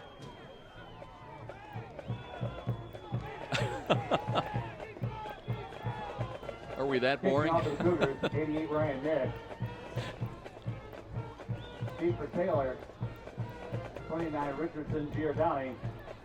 Number 5 Taylor Board.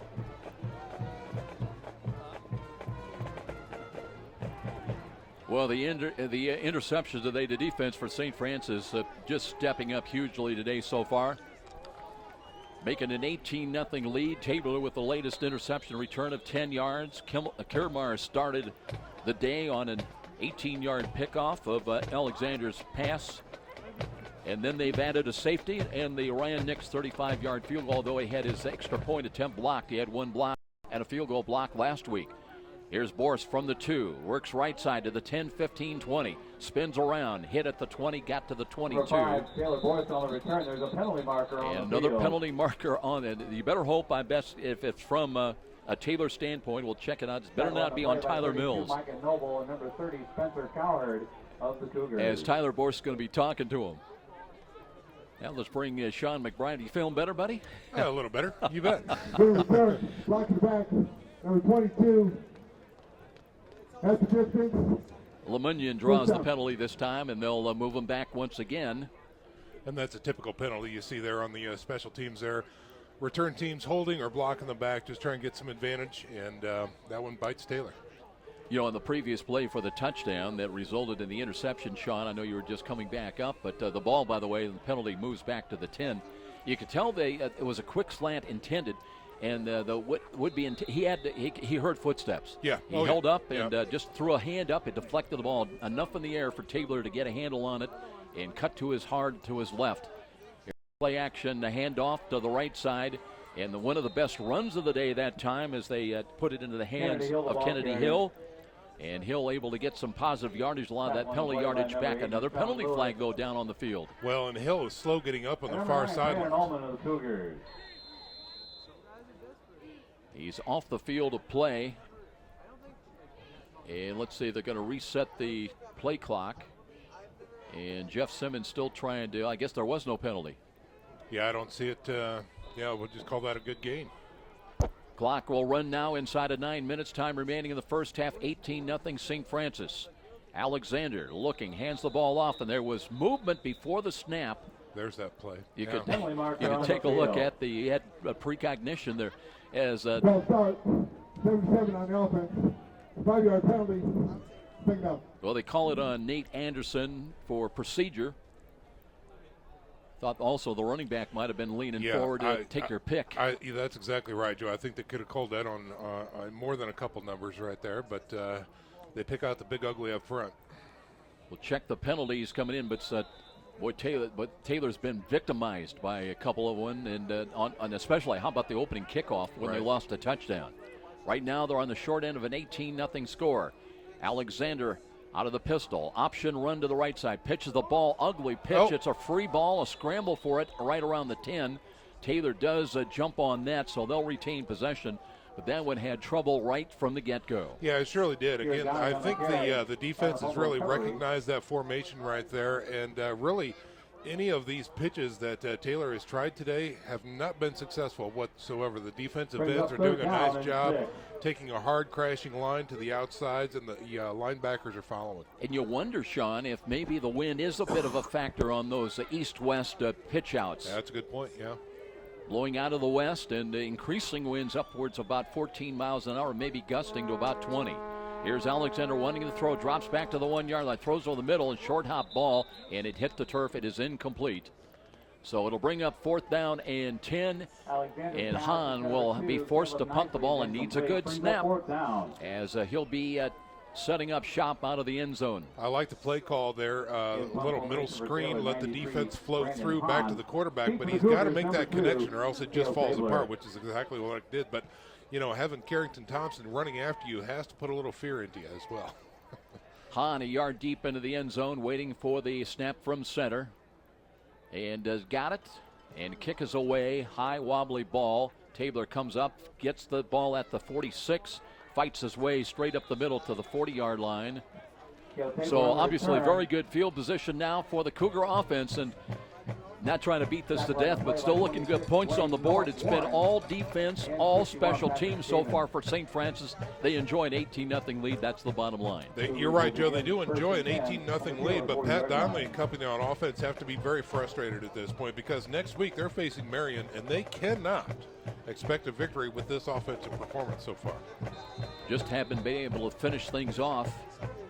But now they start at the Taylor 40-yard line, moving it left to right as we look at it. Sun trying to fight through the cloudiness here today at Darcy Stadium.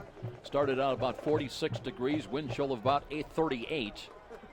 Not getting a lot warmer. Won't get warmer. And out of the action fake, Hunsucker looks, throws as far as he can. He's got Cam Smith. Lays out. He's got it inside the 5. It'll be 1st and goal. Beautiful. Half time on the money. Yeah, right there. Cam Smith goes horizontal to gets it. Like you said, Joe, he laid out, and he was able to drag that one in. And there they're giving the high fives to each other. Wes Hunsucker to Cam Smith from the 40 down to about the 3-yard line. And that's one of those cases where Hunsucker, if he could have just taken a little bit off the ball and hit Cam in stride, it would have been an easy touchdown. But they'll take what they can get. 1st and goal at the 3 now. The heavy package, Jarzab in the middle. With the Delta formation now, Campbell's the running back. Here's the option pass, and Campbell's got it for the touchdown reception. Jarzab on the pass, the touchdown to Antoine Campbell. And the Cougar offense, guess what? They got points on the board here at the 7:27 mark. Well, we talked about it. I talked about it a little bit earlier, Joe. I thought they'd go deeper sooner. But again, that huge connection from Hunsucker to Cam Smith really set them up. And, of course, that little play action pass right there where Campbell was able to stroll into the end zone untouched. That was just beautiful. Now let's see if the kick team can get a little bit of protection for Nix now. He's had extra points blocked each of the last 2 games. Good elevation on the way, and it is good. So add 1 to the Cougar. They lead it over visiting Taylor 25-0. We'll step out for this word. This is Cougar football on Redeemer Radio, WRDF 106.3 FM. Okay.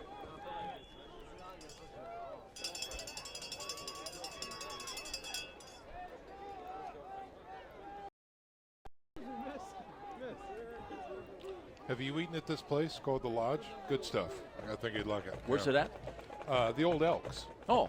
Yeah.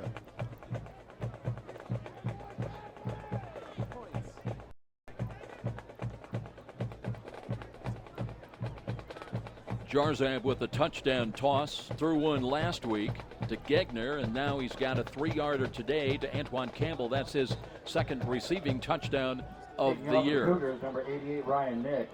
Just some telling, a big telling stat here from the first quarter as we get these from Bill Scott here. First down as they are compiled. When we look at Taylor University in the first quarter, 0 first downs compared to St. Francis has 6. That's very telling about the defensive output for the St. Francis Cougars here in the first half. Kevin Downey was talking about the Trojans. They've gone through a lot of injury issues. 3 quarterbacks used this year. They lost Jonathan Keat. They lost Sean Lastbrook. And now Taylor Boyce has to watch this kick go into the end zone. It'll come out, and Trojans will try to go and start something now from their own 25-yard line. They trail at 25-0.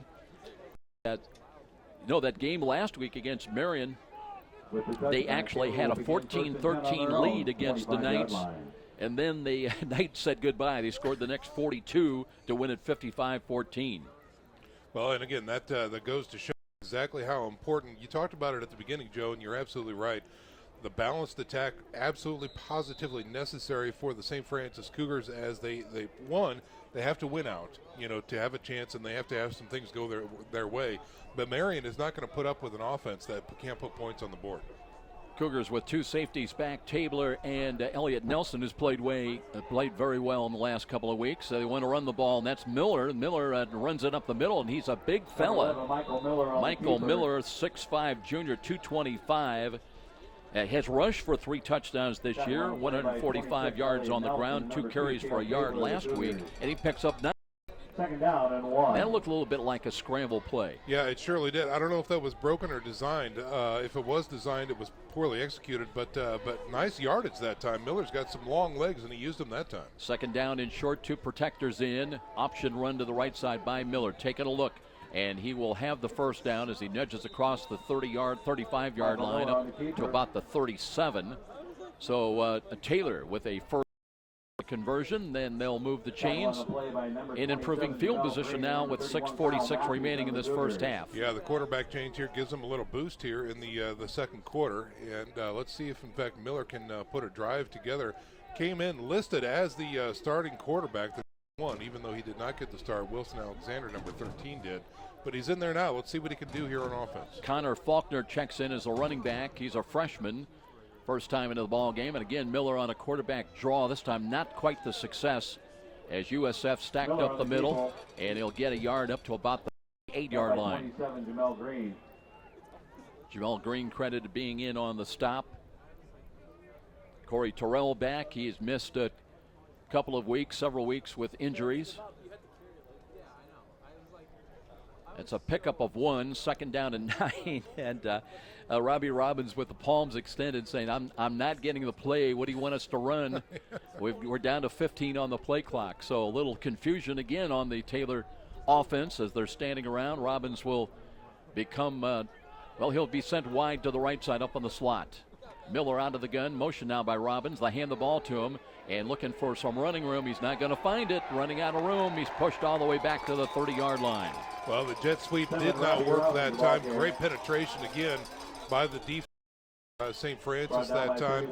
The initial hit. Mathewson out there as well. So that is going to be a huge tackle for loss. And now the Taylor Trojans on offense really have a tough down here coming up. You know, you talk about Kyle Mathewson, you look at also Jamel Green. They're working from the far side, and they still were able to cut all the way across the field and get to the running back, Miller. 5:10 remaining. It's 3rd down and 17 now. And here we go. Here's Miller. Check it. It's Alexander back in there. Wants to throw, and he's got a catch. Robbie Robbins gave ground, and A is wrapped up immediately by Corey Terrell.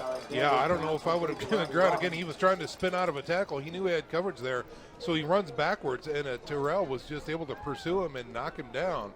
We call it a gain, but again, the Trojans are going to have to punt this one away. Yeah, it was 3rd and 17. Now it's 4th and 13, and Hahn will have to punt the ball. He's been a busy guy for the Trojans here in the first half. Waits for the snap back at the Trojan 20-yard line. The Cougars, number 2, Cale Tabler. Tabler back in punt return at the USF 25. Here's the snap. Kick is away. High floating ball once again. Backpedaling Tabler's got it at the 20. Looking to make his move to the right side. Steps out of a tackle. Got a block at the 25. Cuts back middle of the field across the 30, 35, up to about the 37-yard line. And we've got, again, another Taylor player slow getting back up. That was Tim Barrett. He's one of the starters, holding his right wrist, it would appear. Tim Barrett on the first man down the field had an opportunity. Tabler back at the 20, and Tabler made him miss. And maybe number 21 that time, again, Tim Barrett came down on a wrist or an arm. He's back on the sideline in pain, obviously, and he's being attended to right there. But it's a nice 17-yard gain returned by Tabler. 1st and 10, USF at their own 38-yard line. Now just over 4 minutes time remaining in the first half, 25-zip. Cougars with the ball in the lead. Garrett Harvey in, looking to run off tackle left side, did not much, and maybe gets about a half a yard. That's about it. Dan McKenna, number 58 for the Trojans on the initial hit that time. Senior 5'10", 205-pound linebacker on the initial hit. By 51, Jake Venable. Harvey, a 230-pound senior. That's just 13th carry of the year. Stays in, offset to the left of Hunsucker. Hunsucker checks off, throws back to the left. Got a catch by Coate, and Coate fights through a couple of defenders and picks up a first down at midfield. You know, he needed that 2 extra yards, and he was able to get it for that first down. So nice job by Coate to evade the initial hit and lean forward for a first down for the Cougars. Well, Colin Harriff will come in, brings the play in from the bench. Harriff last week, 1 catch for 21 yards. And the senior, who had been really kind of forgotten in the first part of the year, but has made his presence known in the last 3 or 4 games. Now with 6 catches coming into the ball game, 73 yards, averaging over 12 yards a catch. And a little pooch kick comes out, pass the Seth Stewart, but he's not going anywhere. He's going to lose yardage back to the 45. That was, what can you say? It was well telegraphed, that pass? Yeah, I think so. Again, from the shotgun, Hunsucker had the ball, and as soon as it hit his hands, he pushed it forward again. As Stewart was in motion, he tried to get around the edge, but Taylor sniffed that out and buried him for a loss. Yeah, you can't say that one was well disguised. No. It was almost a pass of desperation, a little shovel pass, actually, right up the middle, and a loss of 5. Second down. And now the ball's back at the 45 of USF with 2:36 remaining. They'll work from the right side hash, too wide to the left. And Hunsucker, short drop, looks near side, checks off, throws back, and this one underthrown. He was under pressure. Looking for Harif on the near sideline, and one of the big fellows up there coming, closing in for Taylor. Yeah, not much opportunity for Hunsucker to set up and throw.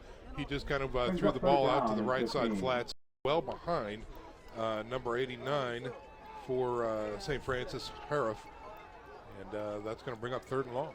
Cougars got to get to the Taylor 40-yard line now with 2:26 remaining. Clock stopped on the interception. Hunsucker rolling to his left, setting the feet, looking. Now reverses back, avoids a tackle. Now throws it as far as he can. This one's not going anywhere. No, bad release. There was a late hit, pushing and shoving, and Hunsucker is down on his stomach. There's a penalty flag, and this one, I tell you what, may go on roughing.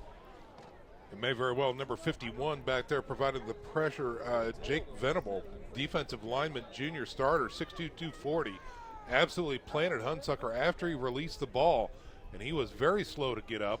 And then a little retribution by the St. Francis lineman as well. Jeff Simmons, our referee. Run to the quarterback, number 51 on the defense. Also dead ball, unsportsmanlike, 51. Don't be assessed, game to the run. Double penalty? They got him on both, yep. That's 30 yards, if I'm reading that correct. Yeah, because it would have been a dead ball foul after the play was over, unsportsmanlike conduct. So this is going to be a huge gain for St. Francis if, in fact, we call this one correctly, Joe. Got to be a lot of frustration for the Troy. I mean, this is a program with a lot of pride. And I want to make the statement, they play fair. They play within the rules. And I know Coach Kevin Donnelly, all through the years since 1998, has had a lot of respect for the Taylor program. But, again, when you're on the short end of a 25-0 score and you've lost big at home the week before, there's going to be That's a frustration penalty. That's all there is. You know, this is not a cakewalk by any stretch of the imagination, and these kids are out there, blood, sweat, and tears, and everything. And unfortunately, that one got the best of number 51 for Taylor. Again, that's Jake Venable. Ball's now at the 25, and empty backfield as Hunsucker dancing, throws in the slots, got a catch by Knoll. That's inside the 15, down close to the 12. Boy, it seemed like that ball took a long time to get there. Yeah. But again, great job by Knoll. Again, he flies down the pattern, curls back, finds that empty spot in the zone, and that's exactly where Hunsucker threw the ball because Knoll was wide open and a great catch and another first down. West kind of finessed that ball in there, got the job done. That's the bottom line. Now it's 1st and 10 at the 12. Campbell back in as the running back. He's offset to the right side, flanked a little bit behind Hunsucker. And they've got also Kelso up in the slot to the right side. Split wide right is Smith. Here's a quick slant, knocked away. There's going to be a penalty. That one, I believe, Tyler Mills reaching in, but he got there too soon.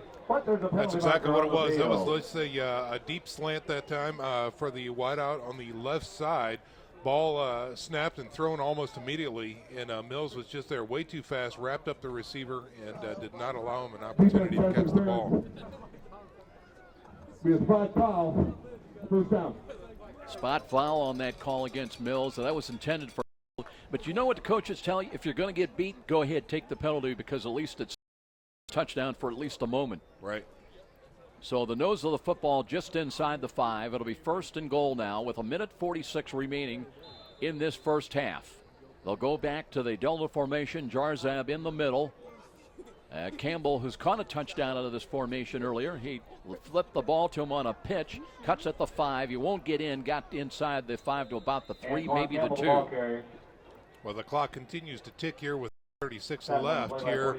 Of course, St. Francis threatening, and it looks like they have their goal line package in there to see if they can punch this one in right before the half. Cougars did use one timeout, although the scoreboard shows 3. They've got 2 remaining, and they spot that ball 4. So 2nd and goal from the 4-yard line. Coate was in there for a play, now checks out. See if they've got Gegner in as the tight end. He is in there tight to the right side. They've thrown to him for a touchdown last week. And Jarzab looking now, looks, hands the ball off. Campbell looking for running room. Bangs his way inside the 2, maybe got down close to the 1. Great push by the offensive line that for the Cougars. Again, we're talking about Keegan Bruder and Jesse Boley up front along with Gegner. A nice job with a big push. And let's see if they can get it done here on 3rd and goal. And by the way, Zach Minardo is in there. He's battled through injuries. We're down to 39 seconds. Clock is running. It'll be 3rd down and goal from the 1. Jarzab again back in the Delta formation in the middle. Looking, play action fake, rolls to his left and trying to go into the end zone. He'll score from a yard out. Officially, Brad Jarzab running for the touchdown. Gets in at the 26-second mark. 31-0 USF. Well, again, Joe, we were complaining about the offense not putting up any points on the board. They hurt us. They hurt us. That's exactly right. That's 13 unanswered right there by the offense for the Cougars. So they've clearly figured some things out, and they are now on a roll going into the halftime break. 31-0. Nix comes on to try to give them a 30-0 lead here on Senior Day. The final regular season home game for St. Francis. Right-footed kick is on the way, end over end, and good. 32-0 with a timeout here in Fort Wayne. And we'll be back. This is Cougar football on Redeemer Radio, WRDF 106.3. Kip.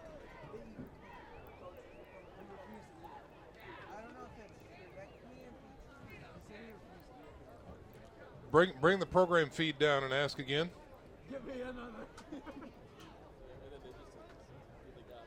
There's a halftime open, but I couldn't tell you where it's at. You might check with Robert if he's still there.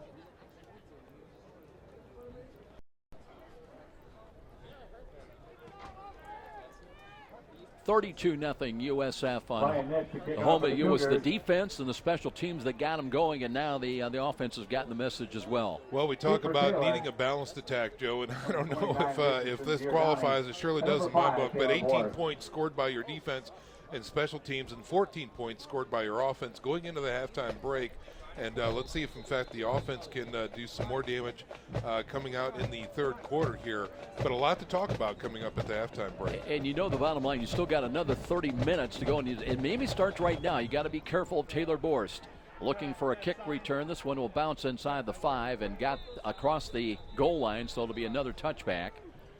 So the Trojans will work 1st and 10 from their own 25, but they've only got 26 seconds remaining. But I guess my point was, you look back to last week, Cougars built a 30-0 lead, and yeah, they want to get some younger players and some inexperienced players in, but they did not do well, and ended up, yes, they won that game 30-14. I know the coaches, because I was down there in the mix, they were not happy with what they were seeing in that second half. Well, again, with the players that don't get a lot of experience, they get these opportunities.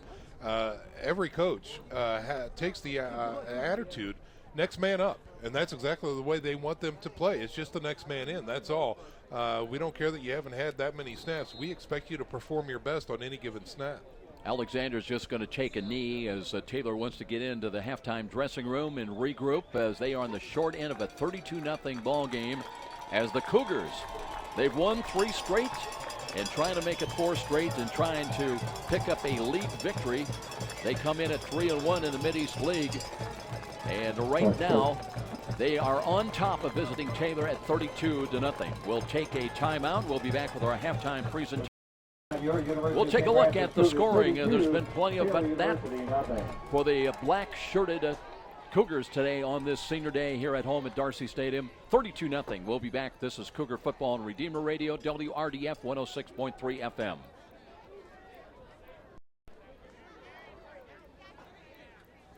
Might want to tell EJ. Looks like she's going live right now. That's all right. Eric, if we could just cover it if we don't get close to sister down there. He might be in the locker room. We'll pick it up. Yeah.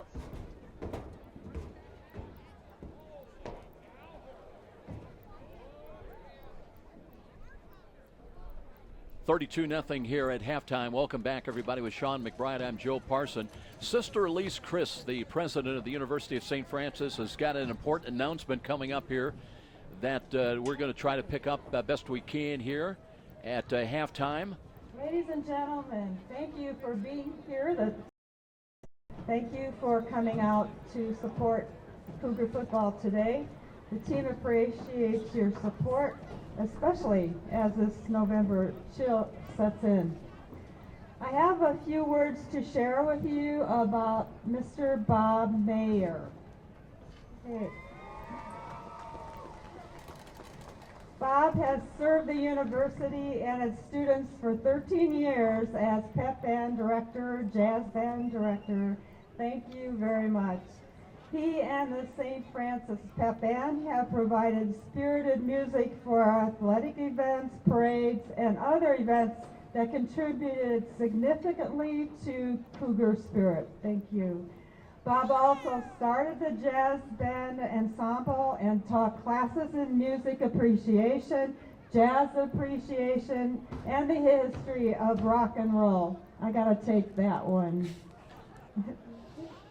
He also directed a jazz combo made up of students from the jazz ensemble who volunteered their own time to play throughout the community and at university events. Bob recently let us know he will be retiring at the end of this academic year, so this is his last football game as pep band director. Thank you, Bob, for your service to the university and our mission.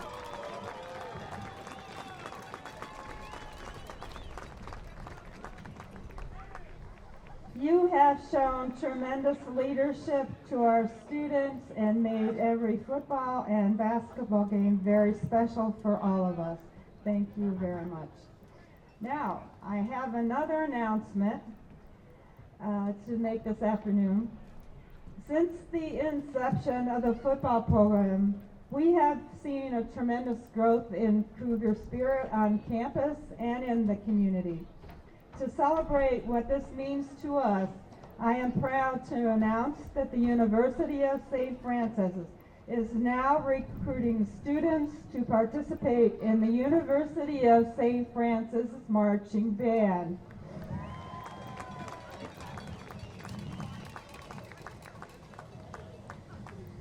We will be looking for ideas to name the band, so watch for that soon. Students enrolled in any university program are eligible to try out to participate in the marching band. Scholarships will be available to those who are accepted as band members. Rehearsals start next fall, so pass the word along if you know a potential student who might be interested in this new program at the University of St. Francis. Have them contact the university right away. Then look for the USF Marching Band at halftime next year and maybe in the Three Rivers Festival Parade in 2016. Thank you. Sister Elise Chris, the big news on campus, they're going to start a marching band that'll be present hopefully by next football season. And Sean, this is something I suggested 4 or 5 years ago. It met with a very lukewarm response. But you look at the high school marching bands, you've got Northrop, you've got Homestead, you've got some fantastic high school marching bands here. So a lot of potential student athletes recruiting to bring in some talented students, musicians as well, into the St. Francis student body. Well, and it completely makes sense when you look at the programs that are offered here at the University of St. Francis. Their music technology programs are significant and meaningful here as well. So not only does that offer a great recruiting opportunity for the University of St. Francis, but it dovetails very nicely into some of their existing offerings as well. So what an exciting announcement. Always great to see Sister Elise out here. She is a big cheerleader for the university. Obviously, you can see her on the sidelines at almost every home game as well. And so this is just a great development for the University of St. Francis. And I've got to tell you, when I go on the road with the team, that a big part of the color and pageantry of college football is when you go on the road. And we do have the experience of seeing some of the schools we play. They have marching bands, and it just adds a lot to that game day experience. Yeah, it absolutely does. And again, when you look at the programs of this size and of this nature, again, as a recruiting tool, what differentiates you from a different school of 2,000 to 3,000 schools? Maybe it is the marching band for some of these kids that are out there. They really want to take that musical talent that they have, they enjoy, that they love, and take it to the next level. So it is a great thing for the university to do, to offer, and I'm really looking forward to for the marching Cougars, that's my vote, to be on the field next year. We'll see how it shapes out. Some exciting news, though, shared by Sister Elise Chris here at halftime. Game has not been too bad either. 32-0 from a St. Francis standpoint. They've got the lead, pitching the shutout so far over the visiting Taylor University Trojans. We're going to come back after this timeout. We'll take a look at the scoring. We've got some numbers, halftime numbers as well, to share with you when we return to Darcy Stadium. This is Cougar Football on Redeemer Radio, WRDF 106.3 FM. Okay.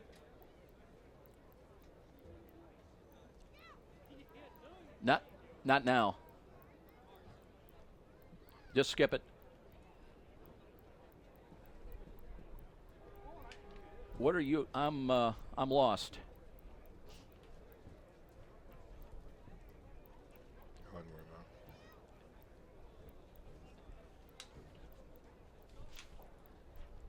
Well, it was a 7-0 lead for St. Francis at the end of the first quarter. They put 25 big ones on the board in quarter two action.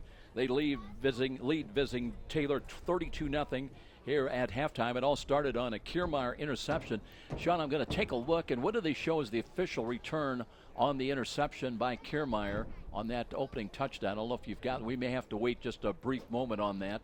Yeah, I'm waiting for the paperwork to actually come in right now. On the screen, it doesn't have oh, here it is right here. Two interceptions, but it's just a total here, Joe, of 33 yards for the interception. So that'd be 23 yards, I think. We'll see when we get the official paperwork, but let's call it 23 yards on the interception by Steve Kiermaier at the 9:01 mark. Nix with the extra point, and that would make it 7-0. That would stand up. That would be the only score in the first quarter. Then on a block punt, it would go into the end zone and roll to safety, so the Cougars added two more to their total to make it 9-0 at the 14:54 mark.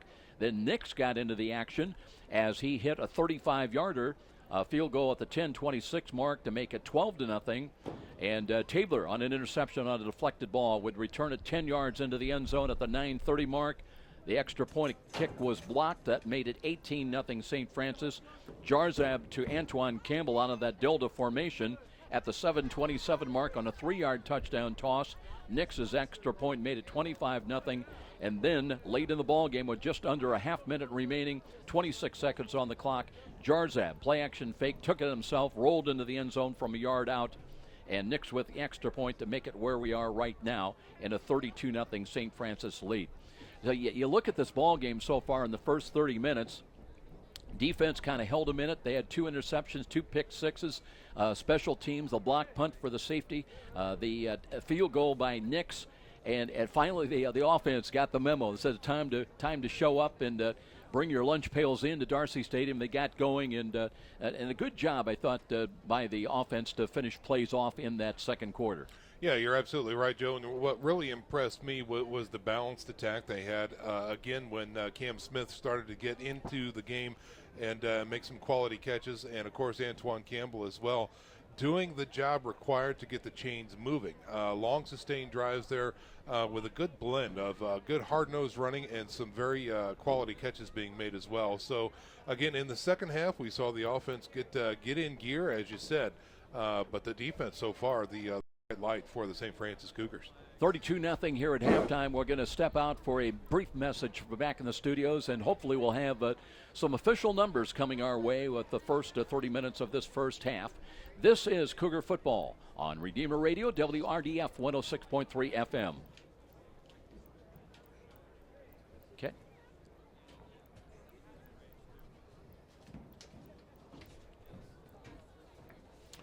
Now, that was the first quarter's interception. They actually marked him down for 20 instead of 23. Well, what did they have Tabor then? Well, it must be 13. 13. Okay.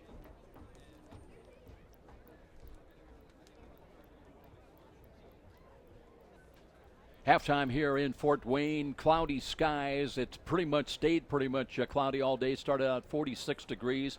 Winds out of the west at 12 miles an hour. And right now, St. Francis, it's got to be improvement after what we faced last weekend up in Michigan. And St. Francis hitting on all cylinders here today, especially led early on by the defense and the special teams. They lead at 32-0. Let's bring in Sean McBride now with a look at some of the official halftime numbers. Hot off the press here, Joe. Let's run it down the totals, and then we'll work into some individual statistics after that. Obviously, your score 32-0. St. Francis on top of the Trojans right now. When we look at the rushing number of rushes, 15 for St. Francis, 1 for Taylor. The passing yards, let's look at in the air. We have 118 passing yards for St. Francis compared to 12 for Taylor. So in total offense, the University of St. Francis, let's see here, this 18 plays check that, 37 plays for 165 yards altogether on offense for St. Francis. For Taylor, we have 25 plays and only 21 net yards for the Taylor University Trojans. No fumbles on the day. Punt returns. We had 1 punt return for 2 yards. For Taylor, a lot of punts in the air today for Taylor. St. Francis with 5 punt returns and 58 yards. The kickoffs, obviously there's a lot for Taylor. 4 kickoff returns, 146 yards altogether. And just 1 kickoff return for St. Francis, 27 yards on that return. When we look at the interceptions here, we have, again, Kiermeyer's in the first quarter was a 20-yard return, and then the second interception return was a 13-yard return. So total for St. Francis, 2 interceptions, 33 yards altogether. Punting, Taylor's done a lot of it. 6 punts for an average of 33.8 yards. 3 punts for St. Francis at 38.7 yards right there. Fumbles, Taylor had 1 fumble. St. Francis had 1. 0 yards associated to there. A lot of penalties on Taylor. 8 penalties, 146 yards altogether. St. Francis playing a very clean first half. 2 penalties for 26 yards there. Time of possession, this is a big one right here. St. Francis, 20 minutes and 24 seconds compared to 9 minutes and 36 seconds for Taylor. Another big, number. Third down conversions, 0 for 6 for Taylor and 4 for 8 for St. Francis. And another big one right here, red zone efficiency, 0 for 0. Taylor has not broken into the red zone today, and your St. Francis Cougars, 3 for 3 in the red zone right now. So that's the roll-up on the big numbers, Joe. And it was good to see the clarification there on the interceptions, especially Kiermeyer's pick 6. We'll take a look at some of the individual numbers, too, when you get a chance. But the Cougars looking at Hunsucker bringing it down 115 yards through the air the first half. No touchdowns, no interceptions, no sacks. But the difference is they have made Wilson Alexander very uncomfortable in this first half. That they have. When you look at the individual numbers for the University of St. Francis, let's start out on the ground. Antoine Campbell had 13 carries for 50 yards and a loss of 6. So he has a net yardage of 44 yards, averaging 3.4 yards per carry. Wes Hunsucker had 4 rushes for a net gain of 2 yards, and Bradley Jarzab had a rush that was a rushing touchdown for 1 yard. Through the air, Wes Hunsucker went 10 for 17 attempts, 10 catches for 115 yards, and of course Bradley Jarzab had went 1 for 1 for 3 yards and a touchdown there. Who did they throw it to? Matt Knoll, your leading receiver so far today. 3 catches for 29 yards. Cam Smith with the long yardage that time, 2 catches for a total of 47 yards. And Anton Campbell had 2 catches for 22 yards. Seth Stewart checking in with 2 catches for 5 yards. Through the air, Josh Spitnail, from Snyder. On the punts, 3 punts for 116 yards total, averaging 38.7 yards. On the returns, the punt returner, Cale Tabler, 4 punt returns for 43 yards, and Carrington Thompson returned 1 for 15. Cody Appenzeller on the kick return there was a 27-yarder. On defense for the St. Francis Cougars, your top tackler, Joey Donaco, with 3 total tackles.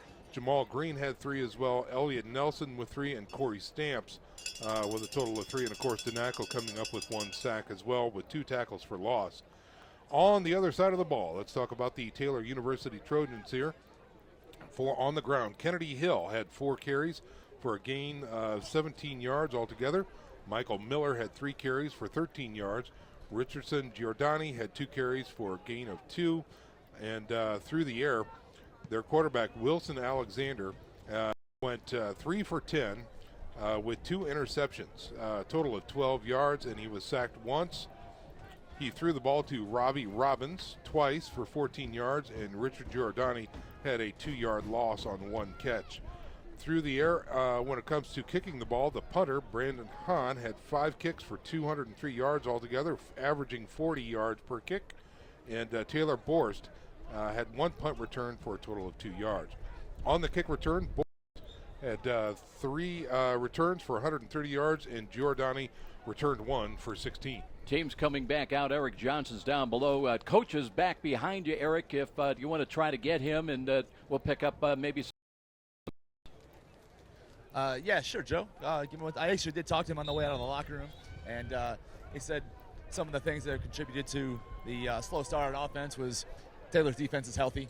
They're playing well, bringing some pressure, but they made some adjustments there at the end of the first half, and were able to capitalize on some of those adjustments and take advantage of some of the coverages they were running. They thought they were going to be running a little more cover 0 and bring in 7-man fronts. They ended up playing a little more zone, so they were able to adjust the play selection and take advantage of that zone defense. And of course, get a couple touchdowns there at the end of the second half, or end of the first half. I was going to say, Eric, coach has got to be awfully pleased with his defense. 2 pick-sixes on interceptions today to start the game going. The special teams playing very well, and it was the defense and the special teams that set the tempo for this game early on. Absolutely, and again, we mentioned that earlier. There's 3 keys of the game: in offense, defense, special teams. Everybody's clicking right now. Everybody's having fun. I was in a locker room there at halftime. Really loose environment. The guys are having a great time right now. But coach's message was very clear. We got to continue to play hard, and don't let up in the second half. Keep the foot on the gas and finish this shutout victory here.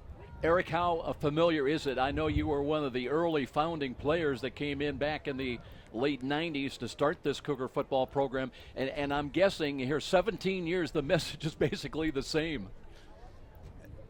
Absolutely, it's something else here. These guys, it's nice to see how far they've come. Talking to Coach D before the game, these guys have had a couple hard lessons this year, and unfortunately we're out of the top 25 for the first time since '99. But it's something these guys are learning lessons the hard way, and it's really building their character. And these past few games, they've really grown as a team and matured, and it's shown in the 3 victories they've got, and hopefully a 4th here today. Eric Johnson with us here today on the sidelines. We'll be checking back with him as the afternoon wears on this chilly afternoon in Fort Wayne. Our score 32-0 here at halftime. Wind picking up a little bit more as the teams get ready to start the second half. We'll be back after this timeout to begin things. This is Cougar Football on Redeemer Radio, WRDF 106.3 FM.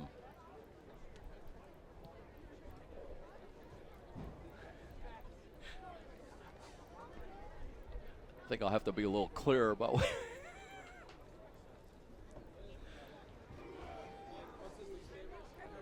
I think he's a little intimidated by Coach.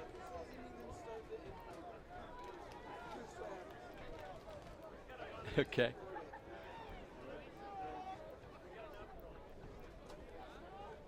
Sure. Hold on. Back just ahead of kickoff. Eric Johnson's got a reported update. Let's go down to EJ.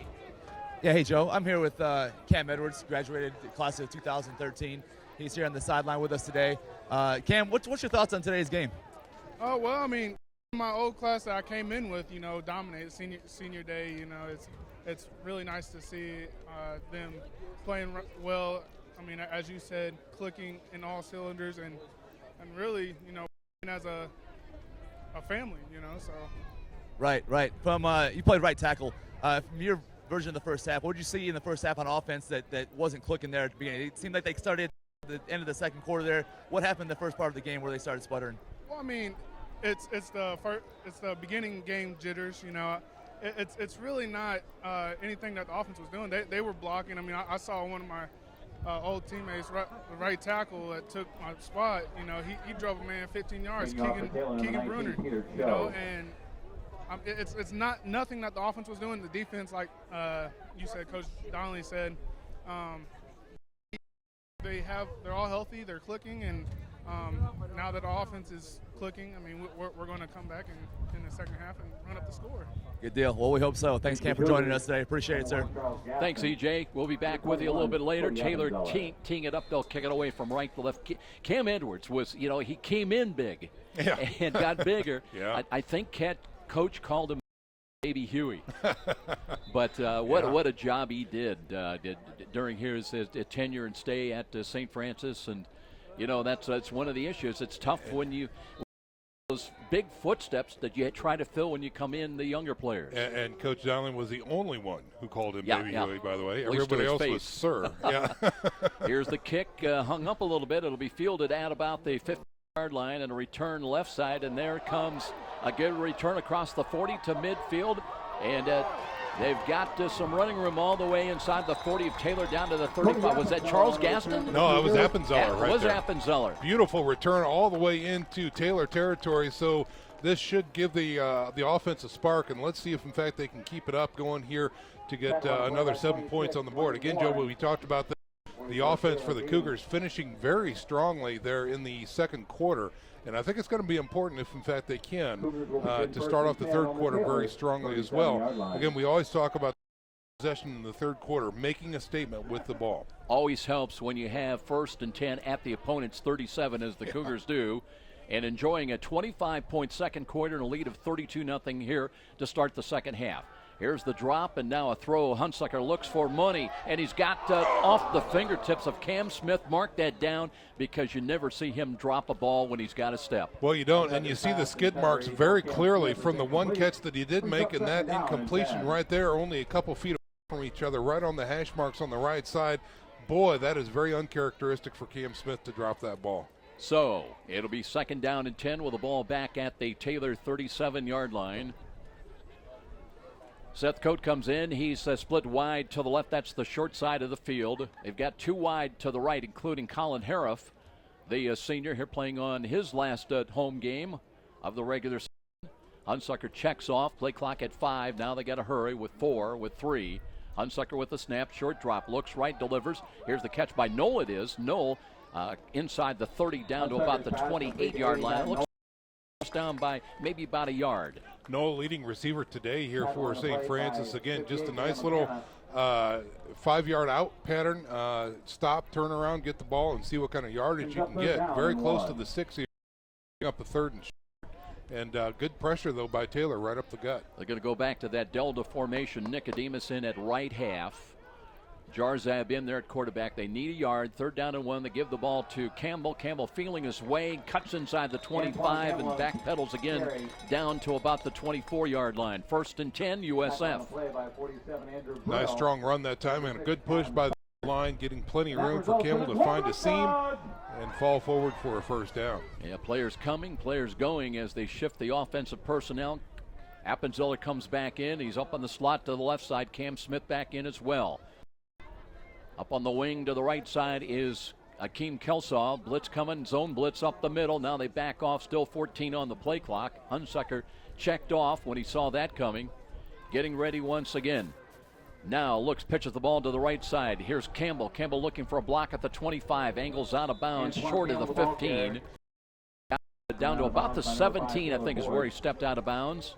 Yeah, Taylor Borst from his free safety position up there to push him out of bounds, but not before he got a nice run that time and good protection from that O-line. You know, it's the little things, Sean McBride, at times. I think Hunsucker saw that blitz coming, double up the A-gap, and pitched the ball, took it to the outside to his right. Yep. Now they come zone blitz again, showing from the left side.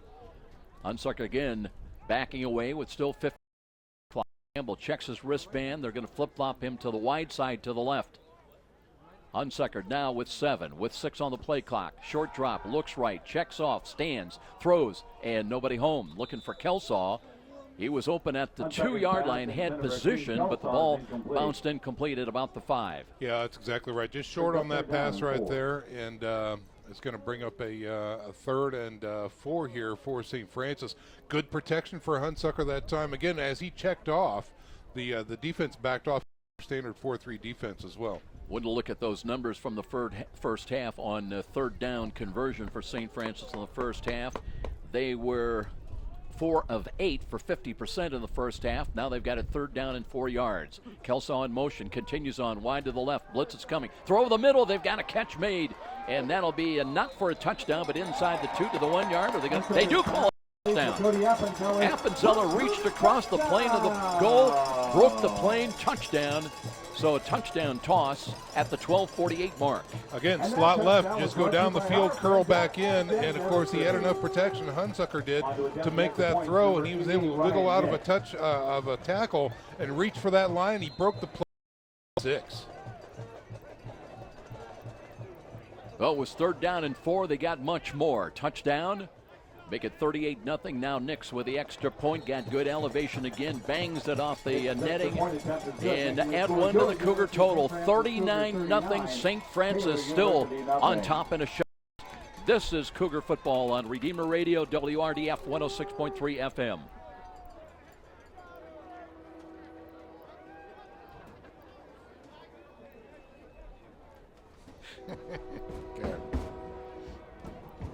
Did you get the distance on that touchdown? No, I did not. It was 3rd and 4.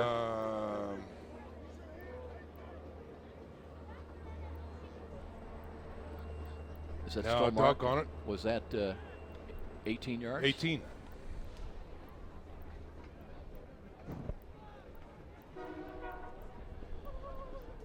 Been all Cougars here today in Fort Wayne. They got big lifts from their defense, a couple of pick sixes to start the ball game. They got a safety, a field goal from Ryan Nix, and then the offense. It's been no containing the offense. 18 yards on that touchdown toss by Hunsucker. Cody Appenzeller. That's his 2nd touchdown catch of the year. And now Nix to kick it away from left to right. High, end over end. Borst settles under it inside at the 5. Works to the 10, working up the middle, and steps out 1 tackle across the 20. Got across the 25 to about the 27. So again, Borst, again, if you're joining us late, he opened the ball game 3 yards deep in the end zone and returned it for an apparent touchdown that was called back on a holding call. And since that point, take 6 off the board for Taylor. It's been 39 unanswered for St. Francis. Yeah, you know, it's not often we get to call a 113-yard penalty, but that's exactly what that one was there on Taylor, and it really kind of set the tone, if you will. And it'll be interesting to see who comes here in the second half. It looks like Wilson Alexander, Joe. He'll stay with the young sophomore 6'2 quarterback. Empty backfield, 3 wide to the left side, and the rush is on. They've got Alexander, big hit back around the 21-yard line. Wow, huge pressure that time by, it looks like Carrington Thompson was in there, and Joey Donaco as well, met at the quarterback, and that one was a big sack. Well, Wilson Alexander may be getting to that point. Maybe, Coach, you want to think about another quarterback in here. Yeah. There are days like that. That's a big loss. It'll bring up 2nd down and 17 with the ball back at the 21-yard line. They're going to stay with that empty backfield set, 3 wide to the left, 2 wide to the right. Alexander needs a quicker release. Looking, steps up in the pocket. He'll run. He's got running room to the 25 to the 30. Got a lot of that lost yardage back, short of the 35, brought it out to about the 33-yard line. And it'll bring up a much more manageable 3rd down call, 3rd and about a long 4. Well, great decision by Alexander that time to tuck it and run right away. Again, the defense was showing a 3-4, but they were also bringing a corner blitz on the backside. He must have recognized that because as soon as he got the ball, he took off through the middle, knowing there would be a gap, and he did get some nice positive yards. And Taylor playing both sides of the ball now. He's come in as a would-be receiver. 3rd down and 4. Short drop again. A look to the right side. They screen the ball. No chance on that one. That one was high and wide off the fingertips of a would-be receiver. So it'll be 4th down and Hahn will come in to punt that ball away again. Yeah, it looks like they're playing Michael Miller, number 11, the quarterback, actually out there as a receiver. And the ball was off his fingertips and sailed. And so, again, that's going to bring up a 4th down, and the punt team's on. Hahn, busy man in the first half, 5 punts, averaged over 40 yards a punt. Had along a 48. And I believe it's Charles Gaston back in punt return now at the USF 25. Here's a punt off the side of the foot. That one might have been deflected. It takes a roll, but into Cougar territory, on to about the 41-yard line. And I would love to see a chance. I'm waiting for Charles Gaston to have his moments because the fleeting moments that we have seen, they have been highlight film. Yeah, he is a dangerous kid. If I talk about fast, he is fast. He's got a nose for the ball, and he knows how to make space out there on the gridiron. And Taylor really lucky that time with such a terrible punt that it did take a nice Taylor bounce. Francis territory, but the offense is going to come out again with another short field. So St. Francis all day has really won the battle of field position here, Joe. Thought maybe USF might start filtering in some of the backups, and they do to a certain extent. Evan Kuhn on the offensive line. 11:08 remaining in this third quarter, but Wes Hunsucker and most of the offensive skill position players still remain out there. They'll hand the ball off. Here's breaks it off to his left side, turns the corner, he's got a first down. Lost the ball, but he was already way out of bounds somewhere. Let's see what they're going to say. Stepped out of bounds right around. Well, he stepped out of bounds apparently at his own 49, short of the first down by a yard. Well, I don't know if I agree with that spot, but again, a nice job for Campbell. Good blocking out there. He did find the corner, turned it up, and that's called a good, nice yard, 9-yard gain. By the way, Ferrer comes in now, the freshman, replaced Hunsucker, getting a lot of standing ovation from some of the crowd today. He did a great job. And 2nd down and 1 now for USF. Ferrer looking, play action fake, being rushed, threw the ball on the ground. Good decision as they had 2 of the Trojans in on him and trying to find Cody Appenzeller, but again, just had to basically throw that ball away. Well, good job by the defense disguising that blitz. They were split out wide to the right side on the defense and let their receivers run past them as they charged after Ferrer. When he turned around to the left side, he had 2 defenders staring him in the face, so he had to chuck ball into the ground for an incomplete pass. Seth Stewart late checking into the ball game now against the play call. And let's see if they're going to stay with that Delta formation. Jarzab back in there now. They need a yard and a little misdirection. Then here's Jarzab, and he powers his way to midfield. Needed only about a yard, and I think he's going to be just across midfield, and they'll move the chains. Yeah, line judge saying he got it, and he paid for it. I will say that. He took a shot right there where he was down, but it looks like he's going to stay in there as quarterback now. Colin Harriff will check into the game. Jarzeb stays in there. They're going to stay with that Delta formation with 2 halfbacks and Antoine Campbell, the tailback. Kind of an inverted diamond formation, if you will. Kind of a reverse wishbone. And they hand the ball off. Campbell working off tackle to the right side. Got maybe still on his feet. Broke free. Or check it as Harris that comes up with the ball. And still on his feet inside the 35 to the 30 before driven out of bounds. Boy, talk about some individual effort. It was all Harris that time as he went into the line, somehow made it out of the line, stretched it out to the right side, broke another couple tackles, and stiff-armed a defender for another 7 yards down there into Taylor territory. Penalty on the flag. Good ball. Play. Unscored for like 66 on the offense. 15-yard penalty. Brian Gegner with an unsportsmanlike penalty call. That'll wipe out a lot of that gain. Clock at 9:52 remaining. We'll see the walk-off all the way back inside the 40 of Taylor. They'll put it down at the Trojan 44-yard line. Well, you talked about it earlier, Sean. The Cougars have avoided a lot of the dumb penalties. Yeah, I mean, when coming into the halftime break, there were two penalties for 26 yards. Ferrer back in there now at quarterback, and they're going to keep Harris as the running back. Out of that Delta formation, you're so used to seeing Antoine Campbell, but it was Harris. Now here's a pitch to the right side once again, looking for a block, doesn't really get it, but gets some positive yardage. Inside the 45 to about the 43-yard line, maybe the 42. Well, great speed and pursuit angle that time by Cameron Gray for Taylor University, as well as Nathaniel Ryan, the linebacker, doing a fine job at getting into that open space and limiting the gain. Garrett Harvey will come back in the ball game as the running back. Ferrer barking out the signals, backs away. Play clock still at 18. They want to check that Taylor defense once again. Too wide to the near side, to the right. Ferrer wants to throw, looks, and throws it as far as he can, looking for Hariff. Hariff up and has the ball. He's got it inside the 10-yard line. Colin Hariff took it away from one of the defenders for Taylor, and they'll have it 1st and goal. Yeah, man coverage out there, wide to the right side, and he beat actually John Beagley, number 24, on the coverage, was able to get some separation and pulled the ball down. Ferrer doing a nice job lofting that ball up and giving his receiver an opportunity to catch it. Hariff at 6'1", just won that battle, one-on-one, mano-a-mano. And now 39-0 with inside of 8:47 remaining in this third quarter. And 1st and goal from the, well, it's back around the 7-yard line. They'll run the ball. Garrett Harvey looking to cut it up the middle and got back to about the 7-yard line.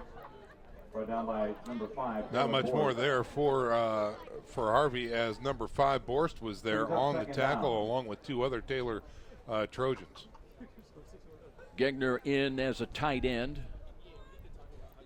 Cougars making some changes again with the personnel, and expect more of that as this afternoon wears on, leading it 39-0. Hariff stays in wide to the right, and it'll be Seth Stewart up in the slot to the right side. The running back is Garrett Harvey. Play clock inside of 10 now. Ferrer calling out the signals out of the pistol alignment. Still now takes the ball, hands it off. Here's Harvey. Run up the middle. Got to the 5, another yard to the 4-yard line. A nice little draw play right there, a little delayed handoff. Started right, ended up left, and another good hard-nosed run. Again, these spots here, I'm a little questioning. They mark him back at the 5 instead of, that's a full yard. Yeah.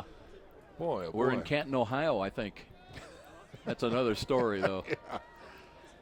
But we're home. Yeah, that's exactly right. Yeah. 7:25 clock. It'll be 3rd down and goal from the 5-yard line. Let's see if Ferrer now tries to go to the air. He'll keep Harvey in, but flanks him off to the right as a protector. Colin Hariff split wide to the right side. They back away. Called by Taylor.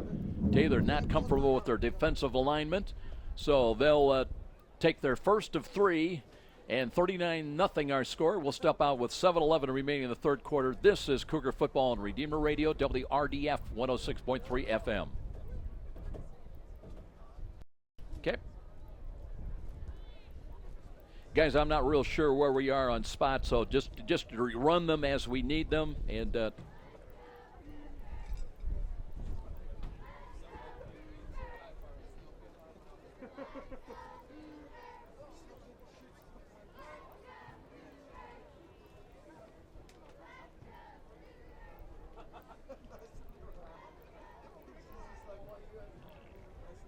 well, if you're Ron Korfmacher, the head coach of the Taylor Trojans, you got to be wondering where did the wheels fall off. They gave up 55 points, 42 of them unanswered at home last week. Now on the short end of a 39-0 score here in Fort Wayne. But again, part of that, there's an easy answer. When you lose key players, as the Trojans have done, but they won't get a lot of sense. Cougars have battled through injuries too over the last couple of years.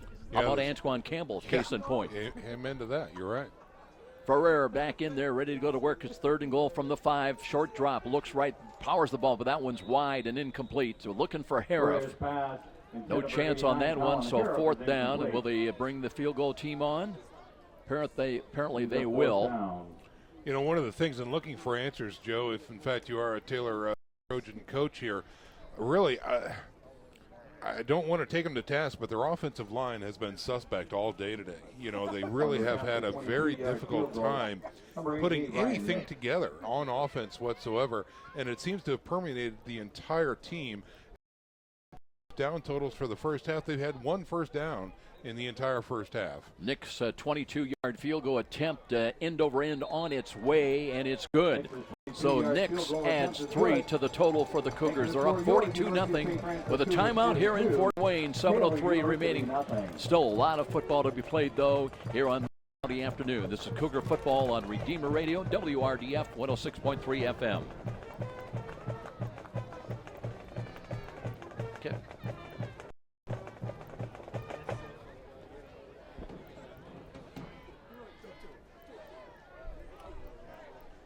We need to hear from EJ.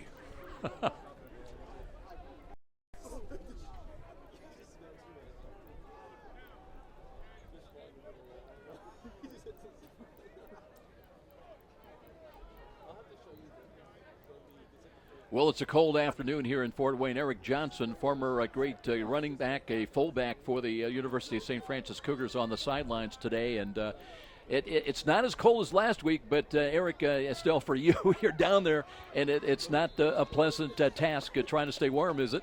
Not quite, Joe. It's and when it picks up, I'll tell you what, you can really feel it. But thanks to the good graces of Sean McBride, little windbreaker jacket here, it's doing very well. By the way, Sean wants us to turn down the heat a little bit here in the press box. It was a little bit too warm. Yeah, thanks for rubbing that one in, guys. Appreciate it. We'll check back with it. Here's a kick into the end zone again. It'll come out to the 25-yard line. I thought St. Francis was maybe offsides on the kick, but I don't see a penalty flag. So Taylor will go to work again offensively. And, you get this point, 42-0. You've got one home game remaining in your schedule, coming back home next week against USF Illinois. You want to try to build any kind of positive momentum ahead of home game. And, it's we can speak from experience. It's tough when you're on the short end of these 42-0 scores. That's going to be a long bus ride home for Taylor today. And you're right, Joe. They have to look at for any type of bright spots at this point. Mike Miller back in there, runs the quarterback draw, not going anywhere. He will not get back to the line of scrimmage. Well, maybe he will. Just that. Michael Miller on the keeper. Well, again, here that he had two men in front of him, and they just do the quick quarterback blast. And just when he gets to the line of scrimmage and there's daylight, here comes Danako, and he knocks him to the ground with some authority that time. So, again, I come back to the offensive line, and not to say that I haven't been impressed, but they need to step up the game here because the University of St. Francis defensive front line has had their number all day. Miller trying to hand that ball off on a sweep going to the right side and got the ball to Connor Faulkner, who is a freshman, 6'2", but he does not find a whole lot, maybe a yard or two out to the 27. Now you look at Jonathan Keith started. In fact, he had thrown for 1,274 yards, 10 touchdowns, but hasn't played. In fact, you're averaging 182 yards a game through the pass, through the air. You don't have that anymore. Sean Lashbrook had 4 receiving touchdowns. He's gone, and it makes a big difference for Taylor now at 3rd down and 8. Here is Alexander back in, hit as he threw the ball, and that one was nearly picked off and short hopped into Corey Stamp's hands. And Alexander has got to be saying, Coach, I love the play, but maybe not today and not now. Yeah, that's exactly right. Well, and again, another foot off the ground of that pass. Stamps would have had that when he went horizontal to get it, ended up scooping it. But if there was any more air underneath that, Stamps would have accounted for another interception right there. Hahn into punt. And he'll back it up somewhere inside the 15 at about the 13-yard line. Keep the Cougars, number 2, Cale Tabler. Tabler is still back in punt return. Steps into it. That when they were coming for the block, end over end kick will hit at the 43, takes a high bounce, comes back upfield to about the 42-yard line.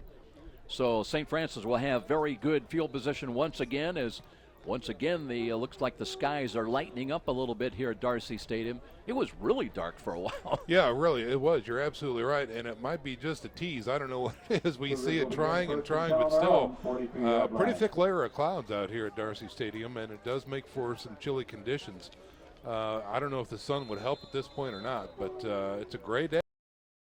Last Saturday in Ann Arbor, I made a mistake of saying I thought the wind was dying down at halftime. It hadn't. It picked back up with a vengeance. Ferrer handing the ball off, and second effort run up to about the 44-yard line for the Cougars, keeping it on the ground. Nicodemus on the carry. And that's what you get with Nicodemus. He was hit in the backfield and just bounced right off of that tackle and got a good push for a gain of, looks like 3 there. And that's what Nicodemus brings to the offense. So good, hard-nosed, low running. He's got that low center of gravity, and he is just so hard to bring down. I want to follow up on that a little bit because, you get spoiled with Antoine Campbell. He's kind of the finesse runner, but he can bang with the best of them. And Nicodemus and Harris are kind of the blue-collar guys. They get the short yardage situation. Ferrer out of the pocket, scrambling to his right side. Got rid of it. The catch is made near side. That's out of bounds. That's a nice catch by McDowell, I believe it was. Yeah, number 83 for the St. Francis Cougars on the catch of that. That's actually listing as Nomchev. Oh, Nomchev, John Nomchev. Let's get right credit Third down. Yeah, and 6'3", 7. 203-pound freshman, redshirt freshman that time. Not really much of a gain on the play, but it was a completion.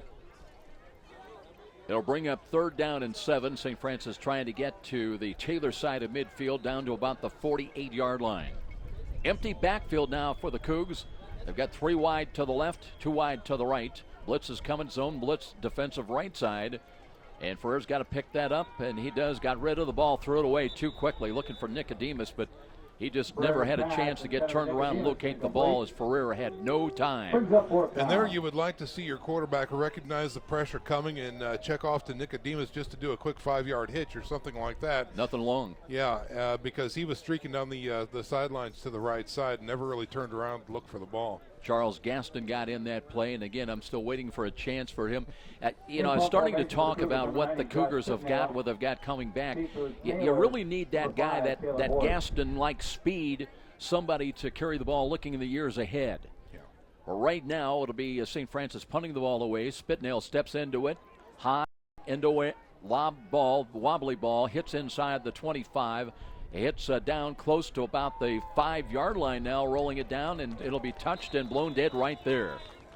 Again, a great punt by the Snyder standout Spitnail that time. And Taylor, if they were looking for any bright spots, they're not going to find it here, taking over 1st and 10 at their own 5-yard line. But, Sean, you were talking about Ferrer, and again, the true freshman coming in out of Westfield, and it's a learning process. He looked very, very good his first ball game that he really saw some significant action, and then he like a freshman, and still, the reads, and the biggest thing that the young players talk about, it is such a great difference as far as speed in the game compared to what they saw in high school. Yeah, you're exactly right. And you talk to the guys that even go up to the next level. They're the same size. They're as fast as the other players out there. But it is the cumulative speed is really a shock to a lot of these players. Alexander at quarterback wants to hand the ball off and looking for Connor Faulkner, but the whistles blew, and I thought they had movement again. Full start, 77 on the offense. That's the distance. Still 1st down. That was Nate Anderson with the procedure call. That'll be half the distance back to the goal. Exactly 4:01 remaining in this 3rd quarter. 42-0 St. Francis. They had a 25-point second quarter. Stamp stays in at left corner. Deshaun Lewis also at right corner. Cougars bring their safeties up. Tabler and Nelson, they're standing at the 10-yard line, expecting maybe just a short pass or a run. And it is going to be a run up the middle. It will be back to the 5-yard line, so they get some of that penalty yardage back. Connor Faulkner on the carry. And it'll bring up 2nd down and 10. Connor Faulkner once again came in with 9 carries, 140 yards, averaging about 2.5 yards a carry and 2 rushing touchdowns. But from a Taylor standpoint, they would love to just get anything positive going here today. Came in averaging just 21.2 points a ball game. Scored 14 points last week, had the lead by 1, and then saw Marion come back. Here's a late pitch to the left side, and the gain will be out short of the 10 at the 9-yard line.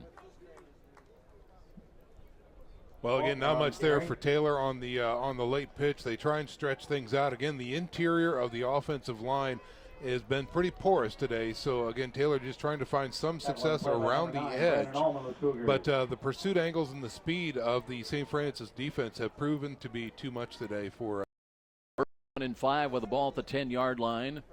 3 wide to the right, the wide side of the field for the Trojans. Wilson Alexander out of the shotgun. Looks, throws a quick slant. Got a catch, and it'll be across the 15 to the 20-yard line, and they've got a 1st down. Yeah, that they do. To number 10, Andrew Sheard that time. He's a wide receiver, junior, 5'11", 180 pounds. And, again, he was the 3rd man in the slot over there coming across the middle after the zone opened up. And he was Wilson Alexander was able to hit him, and they moved the chains. Leading receiver this year for the injury-plagued Trojans, came in with 31 catches for 323 yards, 3 receiving touchdowns. Has it 1st and 10 now for the Trojans at their own 21-yard line. Offset eye to the right side as Alexander gets protection, throws the ball, and looking, there's a Elliot Nelson interception from the 35 to the 25-yard line. Goes Nelson. It's the third pick of the day. The first two went for touchdowns, and now the Cougars will have the ball at just outside the Trojan 20-yard line. Yeah, a little deep post that time, run by Andrew Sheard, again, number 10. And unfortunately for the Trojans, number 13, Wilson Alexander, the quarterback, stared him down the entire route, released the ball, and the Cougars were right there when the ball showed up in a great interception. Look at Elliot Nelson. I believe that's his first interception of the year. And with 55 tackles, 3 passes broken up, 3 passes defended. But the Cougars in business now as Ferrer will come back with the offensive unit trying to add to the 42-0 lead. Just over 2 minutes time remaining. Here's the handoff to Harris, cuts back, reaches the 15-yard line or very close to it. Aaron Harris, the ball carrier. Harris dragging a tackler with him on his back as he was leapt upon from behind. And what a nice run that was, especially on first down. Second and, Joe, second and 6 coming up here is what it looks like. You can do so much on 2nd and 6. Let's see what the Cougars decide to do. See if they try and put this one into the end zone or just keep it on the ground here. Domchev's going to stay into the ball game, split wide to the right side. They've got 3 wide to the right. And Ferrer, with Harris remaining as the running back. Ferrer out of the pistol, looks to Harris again, straight up the middle, spins inside the 10, still on his feet, down to the 5, and got down to the 3-yard line, maybe the 2-yard line. Well, again, when you can run the ball like that right through the interior of the line, the trap is working beautifully for the front 5 for St. Francis, and that's more than enough for a first down, and they're set up looking very good here as we get ready to end the third quarter. So it'll be first and goal with the ball. They say he was down at the 4, first and goal from the 4-yard line. And you got to wonder about some of the spots today, but 42-0, you don't worry about it so much. That's right. Jarza back in, now to quarterback out of the Delta formation. And high snap, but he hands to Harris again, trying to pick his way inside the 4, still battling down inside the 2. Yeah, 4 or 5 Trojans there in the big scrum trying to stop him. He did get some positive yards. Under a minute to go here, so let's see if they can cap off the third quarter with a last touchdown effort right here. Well, the guys at the north end are saying, well, let's wait. Let's have them come down here. It'll be, Yeah, second and goal from inside the 2, close to the 1-yard line, call it. 30 seconds remaining until the end of the quarter. Harris stays in as the tail pitch the ball to him. Seth Stewart has a block, but runs into trouble and got only back to the 5. Ball pop free. And let's see if Taylor came up the ball, or no, I think St. Francis got it. But now they will wait till the end of the quarter. Final 8 seconds continuing to roll off the clock, and the teams will move to the opposite end, and St. Francis will have it still inside the 5 when we begin the fourth quarter. 42-0 St. Francis after 3 quarters here at Darcy Stadium. We'll be back. This is Cougar Football on Redeemer Radio, WRDF 106.3 FM. Do I have any more live reads? Good question. Yeah, Todd Briscoe and an H&L. Well, some. It's just.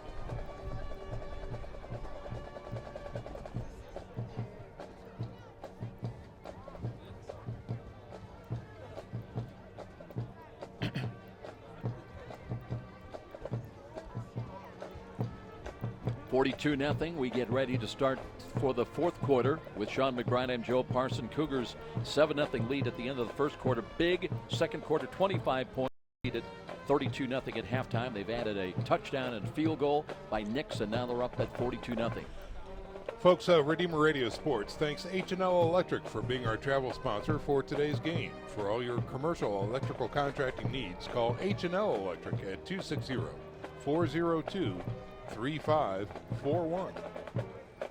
Again, Joe, what we've seen so far is really an effort in player development here in the second half for the University of St. Francis Cougars. Again, sitting on top 42-0 here, trying to get some of the pups in there. I call them pups, so they're bigger than I am, obviously, but again, getting those players some much-needed snaps. We see Jarzab in there, so we see Ferrer in there, and some of the line has also been swapped out for some inexperienced players as well. But it's good, and it's a positive thing because they need to be all on the same page and prepared for the big battle next week as well. Looks like Jesse Boley stays out there on the offensive line. Zach Menardo and Gus Hancock as well. But they're starting to filter in some additional new players. Zach Gegner back in. He's tight to the right side.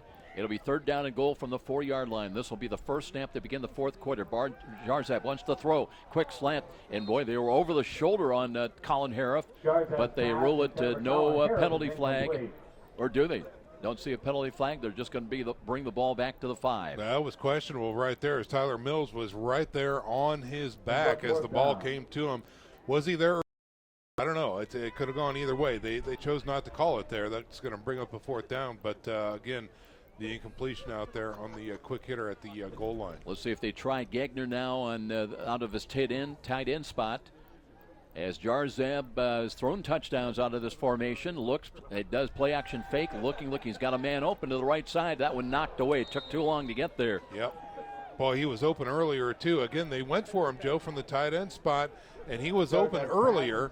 Jarzab, if he would have released that ball a couple of steps sooner, that could have very well been a touchdown, but it allowed the defender to get back there and get his paw on the ball and knock it away. Well, the good news for Taylor is they stopped the drive. They'll take over.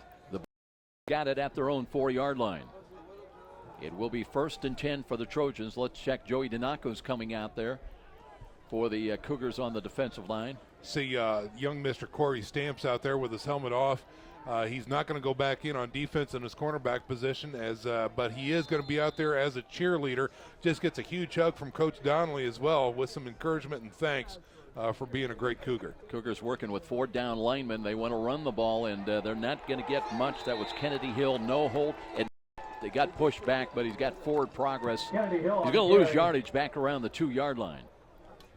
Again, big pressure by the front four for the St. Francis Cougars. It's been that story all night long, and Donaco was right there to stuff him and knock him back for a loss. Micah Noble in now as a linebacker. Donaco stays in at the left defensive end.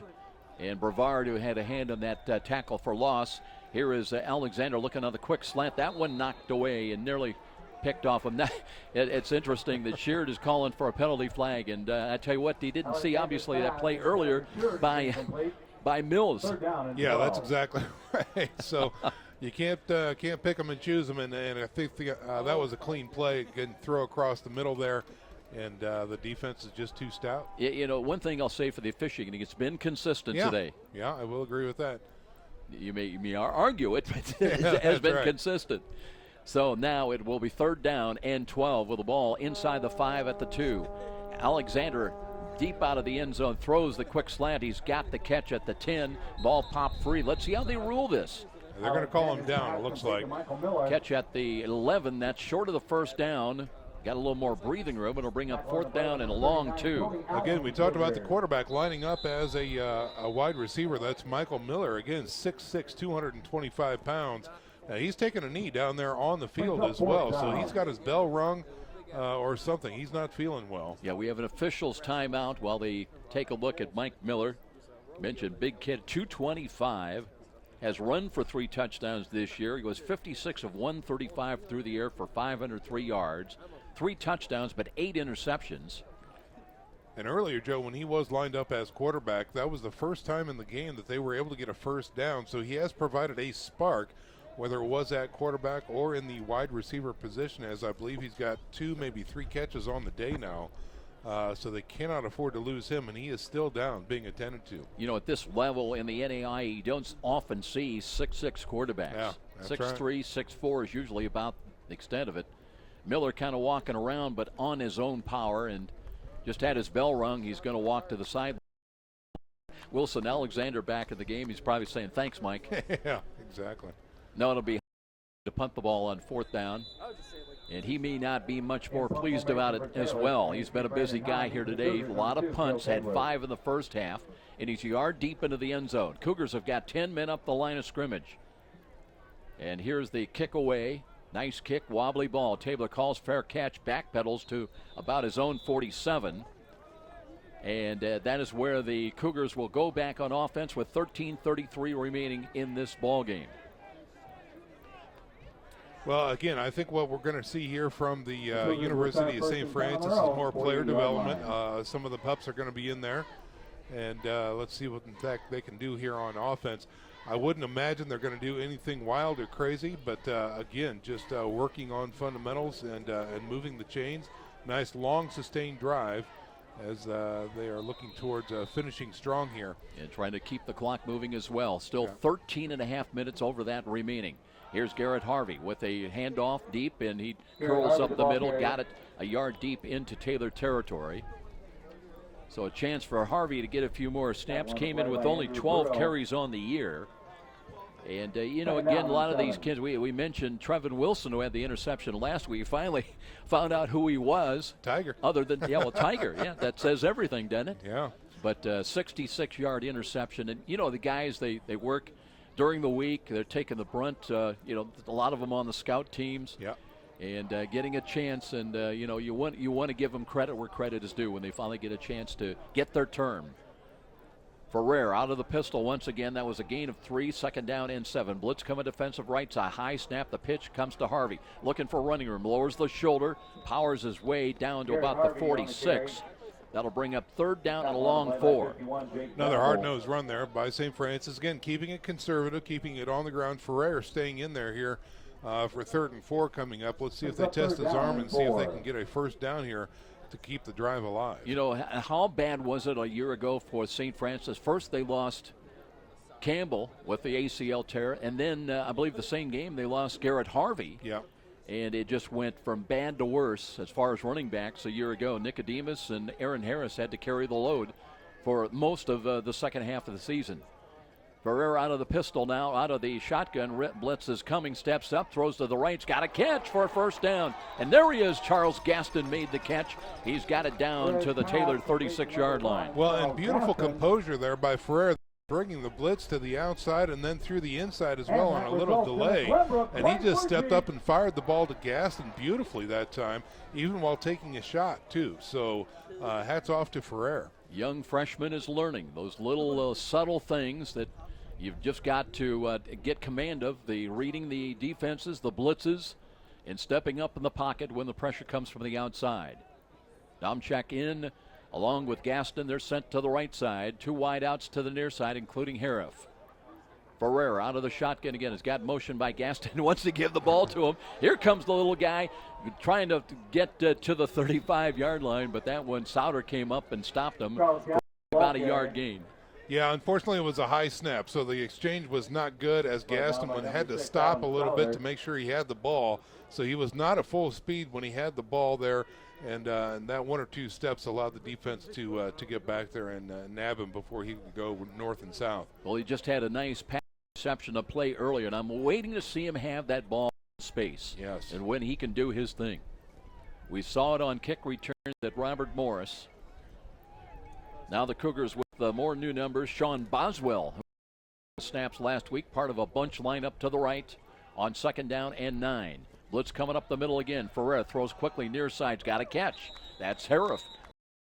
At the Taylor 26, and he's got a first down or very close to it. No, they do move the chains. Yeah, again, beautiful little stick route and great field awareness by Harif to know where he needs to be to catch that ball and move the chains, because he was right there, and it was very good success. You expect that from a senior veteran receiver. As we mentioned, Colin kind of got lost in the mix of things in the first half of the year, but more and more he's proved more of an important component of this Cougar offense in the second half of the year. Boswell stays in. Stay with that bunch line up to the right, the wide side of the field, but it's 1st and 10 with 10:05 remaining in the ball game. Pitch comes right side. Harvey looking for running room. Cuts to the 25. Still on his feet. Angled run to the right. Inside the 20. Down of bounds. Somewhere around the 16-yard line goes Garrett Harvey. You know, the skill position guys, they always get the credit when they catch the ball, but we're going to give them credit out there for their open field blocking. You talk about guys like Gaston and the rest of the crew that were lined up as trips out there. They did just a great job of open field blocking and staying with the block, allowing the pitch to develop and getting north and south and getting another first down. Right after this snap, we want to go back down to Eric Johnson and his former playing days as a fullback, and want to talk about reading those blocks and how important it is to have patience. But right now, here is Ferrer, hands off to Harvey. Harvey, nice weaving moves, backpedals inside the 10, and he's all the way down to the 7-yard line. Good, hard, twisting run by Garrett Harvey. Let's go down to Eric Johnson. And Eric, when you're getting that ball, and what are you looking at with those linemen up front? Yeah, Joe, it's a great point. What you're looking for is you're looking for the back of your lead blocker, and you want to cut off that butt end to him, and just watch where he's pushing the defender, and just cut off his tail, and trying to find the hole and hit that hole quick, because they close very fast if you don't hit that hole. Now, I know you were involved with blocking, and as a former fullback, sometimes you get that big pancake block. Big run, isn't it? Oh, absolutely. And I tell you what, it feels really, really good when you lay that block and you spring your running back for a touchdown. It's a pretty good feeling, too. We've got a timeout called by the Trojans. We'll step out, 8:49 remaining in this ball game. Still 42-0. The Cougars trying to pitch the shutout and driving when we come back once again. This is Cougar Football on Redeemer Radio, WRDF 106.3 FM. Okay.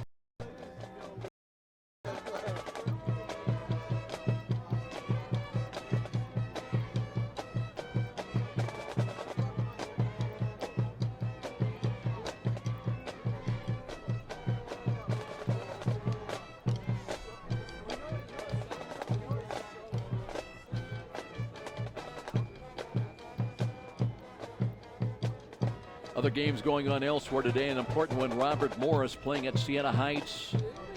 Saints came in 4-1 on the league. Marion taking on Concordia today. USF Illinois on the road at St. Ambrose. In the Midwest League, it's Grandview at William Penn. St. X playing at Trinity International. Cougars next down at Indianapolis. Another pivotal game, a must-win situation. And they'll take on the Knights. That'll be a 1 o'clock kickoff. Our pregame begins at 12:45.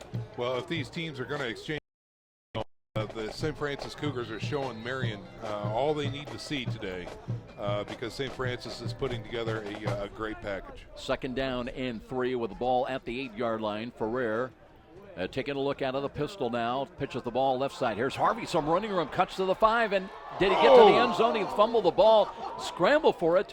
And let's see, I think Taylor may have recovered. Let's see how they're going to rule this one. Did he break the plane of the goal? I don't think so.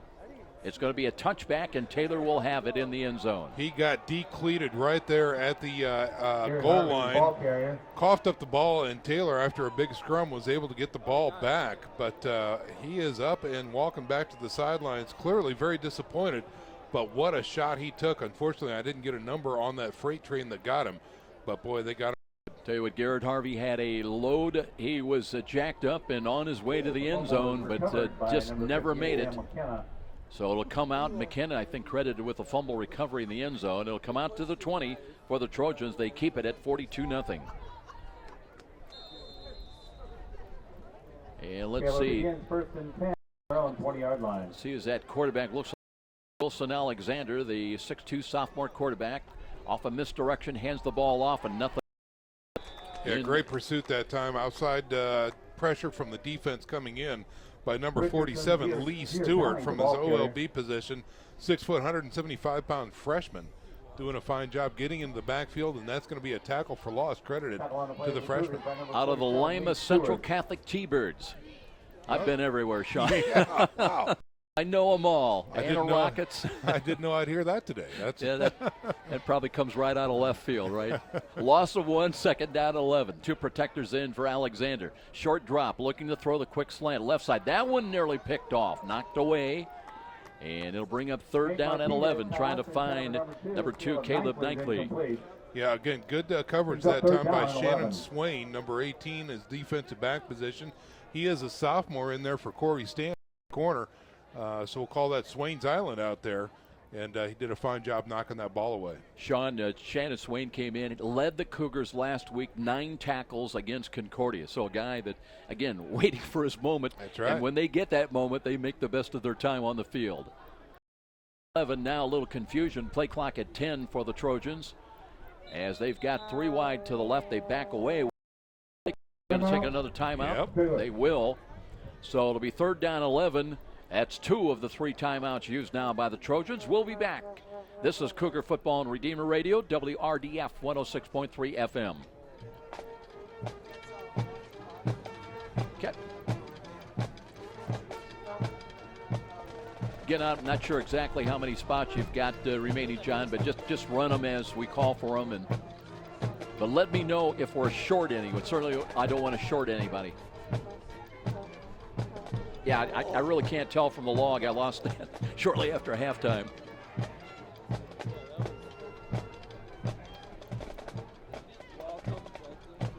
Well, Kevin Donnelly came out on the field and joined the rest of the coaches out there with 7:59 remaining. It'll be 3rd down 11.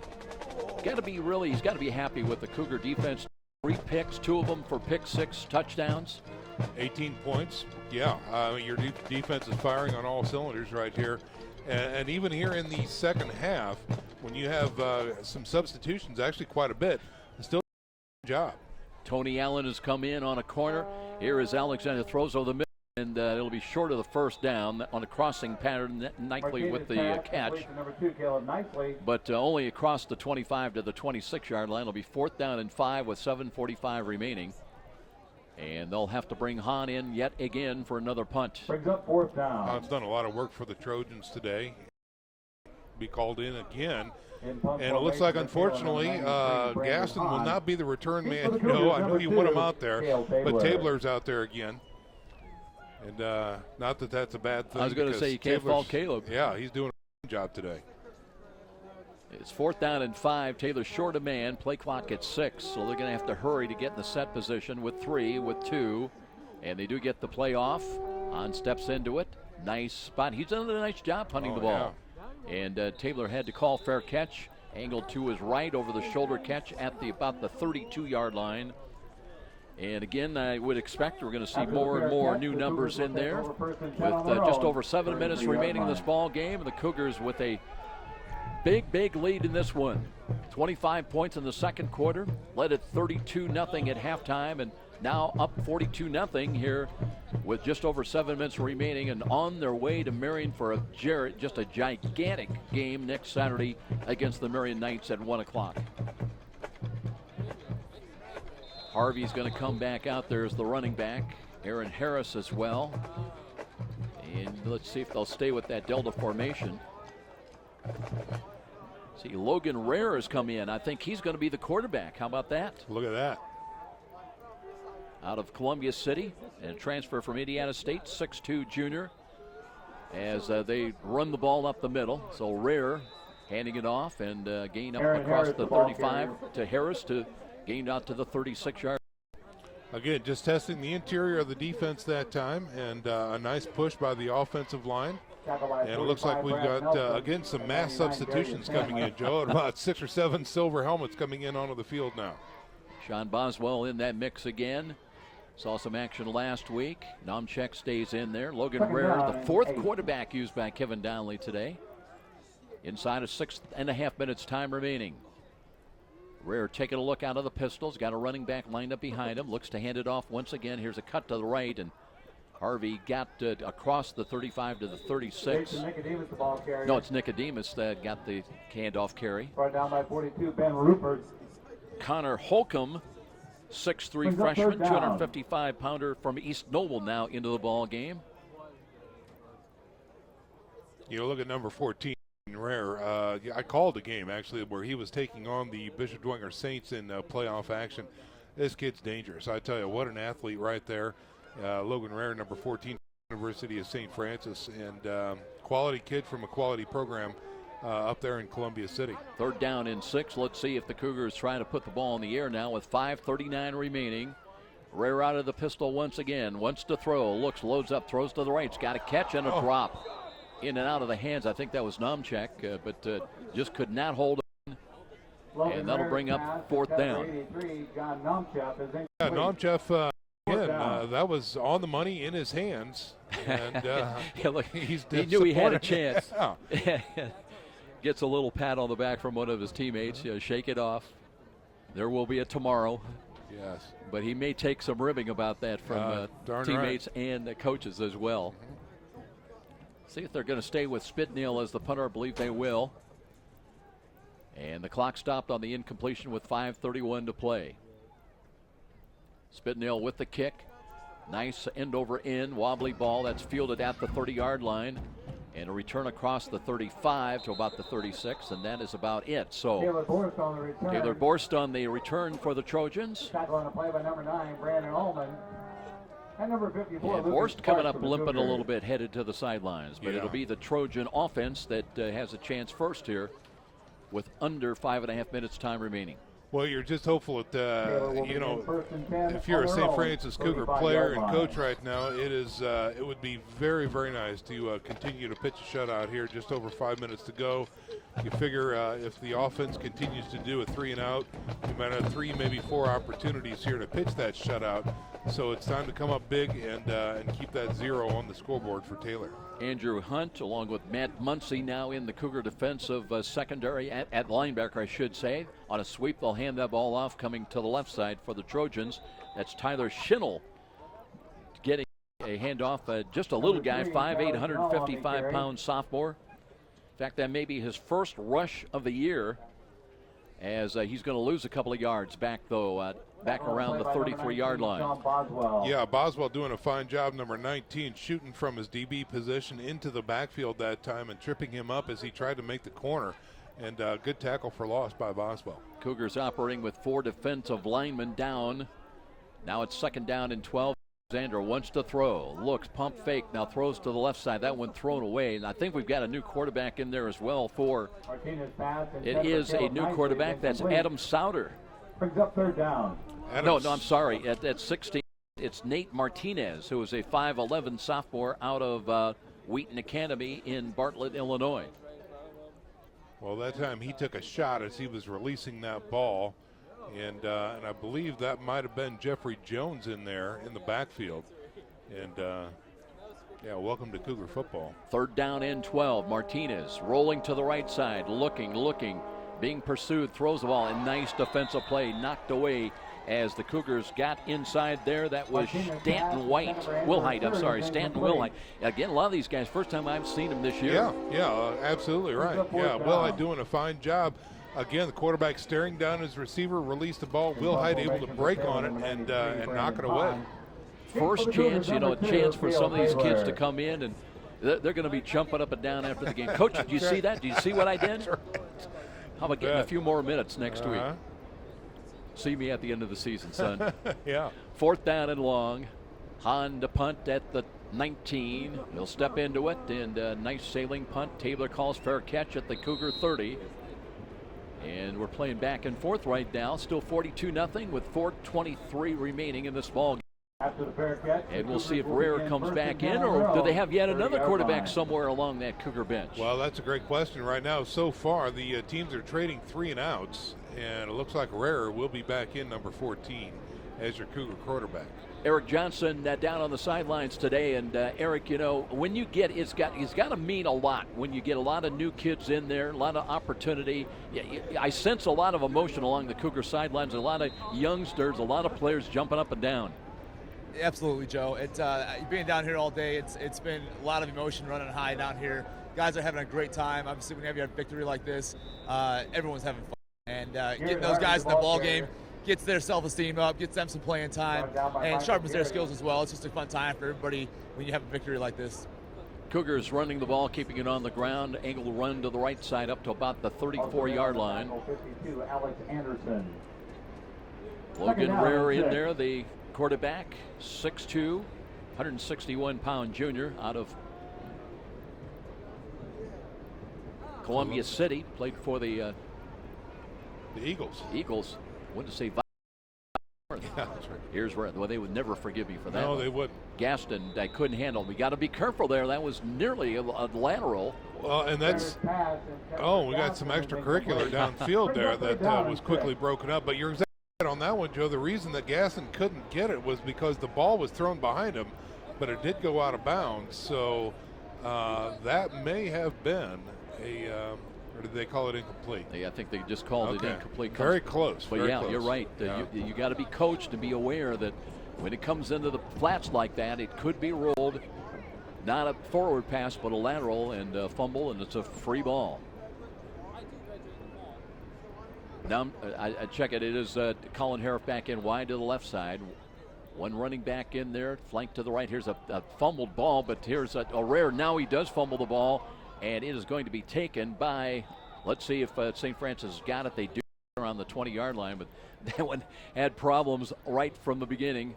Yeah, well, Rare was going to be in a bad spot anyway, even if it was a good snap. The snap was high, so he had to go up and get it, and he had a hard time bringing it under control. There was backside pressure, so as soon as he had the ball, he was hammered by number 58 for Taylor that time, who is, of course, Dan McKenna, and that caused the fumble and the big. So Taylor's going to have apparently some of their best starting position of the day, field-wise. Under 3 minutes time remaining. Spitnail waits at the Cougar 6. Getting ready to punt the ball away, and there was movement, and let's see, it looked like Taylor came across unless they were drawn off. Not going to make much difference. It was 4th down and 20. Jeff Simmons, our referee today. Ball start on the offense. 5-yard penalty, still 4th down. So it was a procedure call against St. Francis. That'll cost them another 5. Now the ball resting at the 15-yard line, assuming Taylor will have some great field position here after this punt. This could put the shutout in jeopardy here, Joe, if they're able to put something together on offense. Clock still moving down to 2:39. But now Spitnail standing at the 1. Rush is coming, got the kick away. Not terribly deep. That will bounce at the 45, takes a Cougar roll back inside the 40, all the way inside the 35 to the 34. That's where it will come to a rest. So it'll be 1st and 10 for the Taylor Trojans, but not getting quite the field position as they hoped. Jimmy Soderstrom was back there hoping at a chance at a return to get it maybe some inside the Cougar 40, but Spitnail got the kicker's roll, didn't he? Yeah, that's the luck of St. Francis. It's not often talked about, but there it is right there on display. You know, in all seriousness, though, that is a real talent, a kicker, to get that ball to turn over and to bounce forward and not come back. Yeah, you're exactly right. Well, here come the Trojans now. 1st and 10 at their own 35-yard line. Alexander stays in at quarterback, wants to throw in the draw, hands it off late. Angled run to the right side. And Soderstrom looking for running room. Did not know. It's a Rich Giordani in there. Giordani not able to turn the corner. Does pick up about a yard. Taylor Beam, number 44, he is jacked up. He's a sophomore, 6 foot, 220 pounds. From his linebacker position, takes a great pursuit angle and is able to stop him after a 1-yard gain. 2nd down and 9. New number filtering in there as well. Tyler Schinnell stays in. He's a wide out to the left side. And here is Wilson looking. That ball is tipped in the air. Nearly another interception. It would have been the 4th of the day. And that was Shannon Swain that tipped it in the air and just couldn't find the handle. No, unfortunately, they broke on the ball. The ball popped up, and then they lost it in the air somewhere, and it falls to the ground. But, boy, they had a great beat on that one. Well, we mentioned Shannon Swain with 9 tackles last week. And, you know, sometimes confidence breeds success, and it's all about thinking well about yourself and what you can do. And this young man could have a bright future for the Cougars. Yep. Clock stopped with 1:46 remaining. And now 3rd down and 9 for quarterback Wilson Alexander. Back pedals a couple of steps, pulls it down. Now they've got him on his back, and I mentioned Alexander, but it is actually that Nate Martinez. Martinez trying to run with the ball. There's a penalty flag back at the Taylor 33. I'm guessing that might be a holding there. Drew Durnell doing a fine job. Face mask. Defense, 15-yard penalty. Previous spot, 1st down. Face mask penalty against St. Francis. So I was wrong there, but Drew Durnell had a huge bull rush that time, gets back into the backfield, causes the quarterback to tuck the ball and take the sack. But unfortunately, maybe it was Durnell who was pulling on his face mask when he pulled him down. I didn't see the penalty, so I can't really comment on that. That'll take the ball to the Cougar 49. You mentioned Durnell, 6'3", sophomore, 238 pounds, another bright prospect for St. Francis. Here's a pass near side up. That catch is made. That was Shearer at 5'11", and took the ball away from the Cougar defense. Yeah, unfortunately, just a jump ball. Tony Allen, number 39 out there, the defensive back. Again, a freshman for St. Francis. Just a jump ball, and the experienced player got it. So it'll be 1st and 10, and now the best scoring opportunity of the day for the Trojans. They've got it at the USF 26, but just over a minute remaining. 1:10 on the clock. Martinez looking, fumble the ball, picks it up, and he's going to be buried back around the 30-yard line. That's going to be tough, too, because the clock continues to wind down. They've got no timeouts remaining. Right. It'll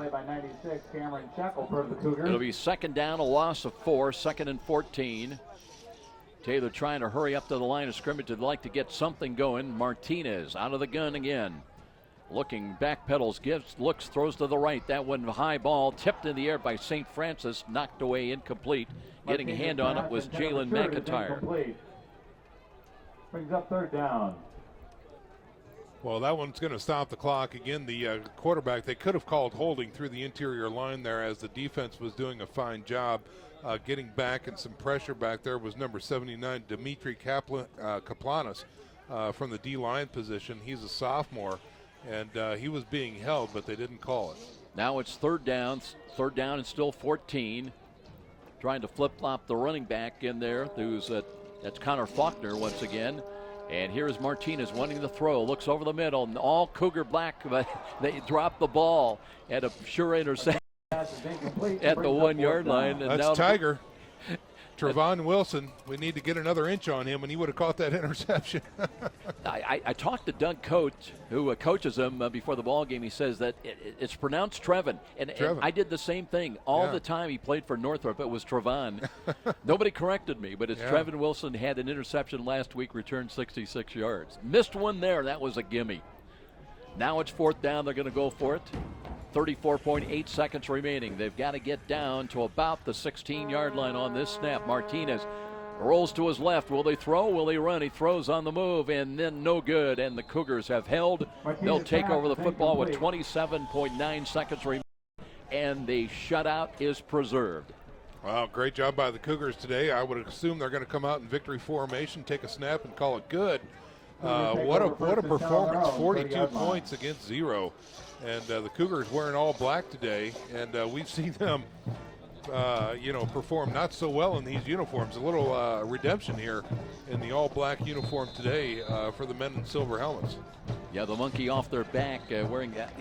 I've been told the last few years that the players prefer the black uniforms. The only problem is they haven't done so well wearing those same uniforms, but not today with a 42-0 shutout. Rear will hand the ball off and a run right back to the line of scrimmage, and that should be the final snap of this ball game. DJ Manning on the carry. DJ the call. Taylor with the loss. They'll fall to 4 and 6.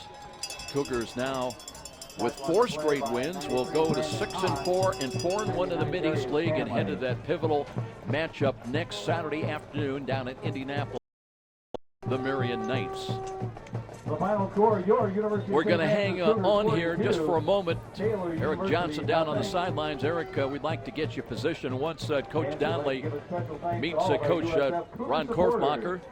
And see if you get a chance to get comments from the coach about this big victory. But he's got to be very pleased with his defense today, getting the 3 interceptions, 2 of them for touchdowns today that played a big role in why the Cougars were able to have that 25-point second quarter. And, of course, it all started on a Kiermaier interception that got into the end zone for a go-ahead 7-0 lead. But a big day for the defense here today and a shutout victory. Waiting again, Coach having a chance to talk to some of the media. I tell you what, we'll take a break. We'll come back with our post-game presentation, and we'll check in with EJ and maybe some player interviews as well as this evening and afternoon wears on. 42-0 the final from Darcy Stadium. We'll head to our post-game presentation. This is Cougar Football on Redeemer Radio, WRDF 106.3 FM. Go get him, Eric. Go get him. Go get him. Okay, he's going to meet with the team, so we'll have to wait a little bit. Oh, okay. Yeah, let's see. He's motioning. Okay. He'll talk to the team, Eric, first. Just be patient. I'll take a look at the scoring. What do we need as far as spots, guys? What do we have left here in the post game? Glenbrook Hyundai, and that's it. Okay. We'll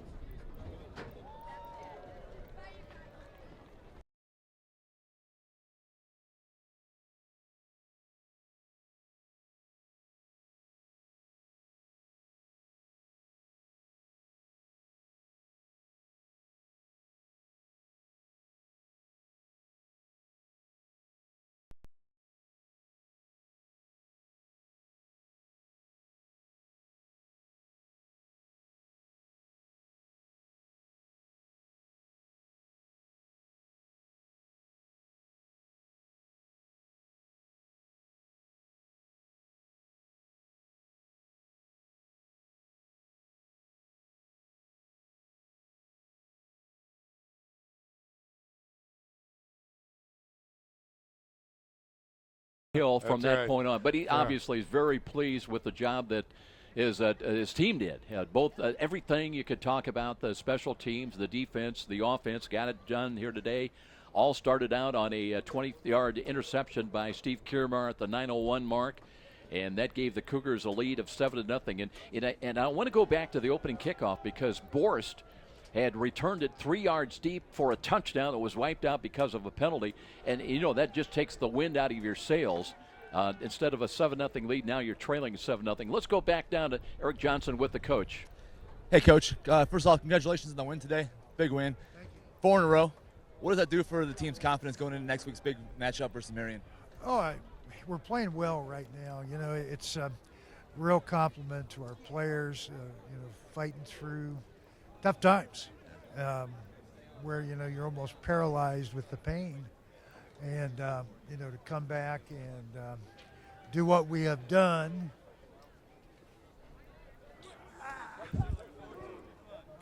And to come out and beat a good Taylor team today. And whoever thought 5 weeks ago we'd be getting ready to go play for another conference title. It says a lot for our program and our players and coaches. Absolutely. With a big win like today and last week, you get a chance to get some second and third string players in. What's that do for their development? How important is that for those guys, get those guys some playing time?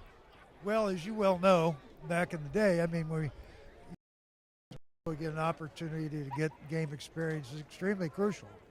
So we were able to do that today. Absolutely. Well, I'll let you get to the family time, Coach. Congratulations again, and good luck next week on a big game in Marion, okay?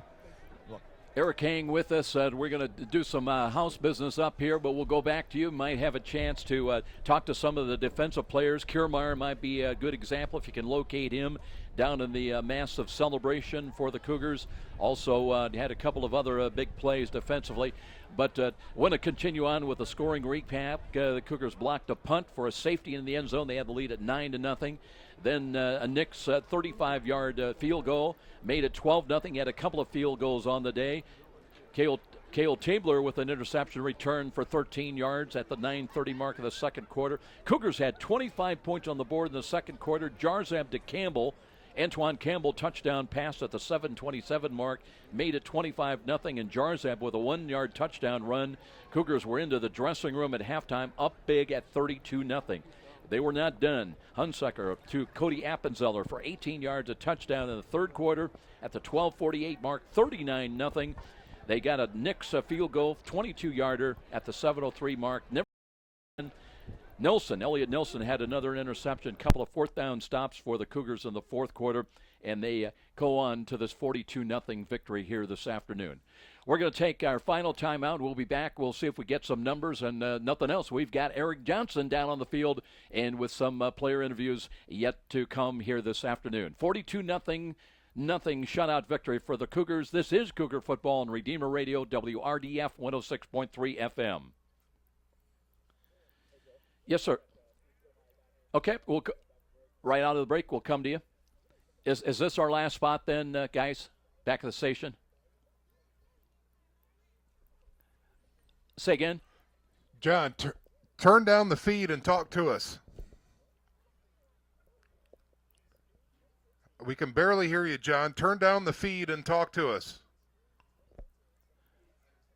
Okay, I'm assuming this is the last spot we need. Yeah, I think so. I don't think we're going to have final numbers, but no.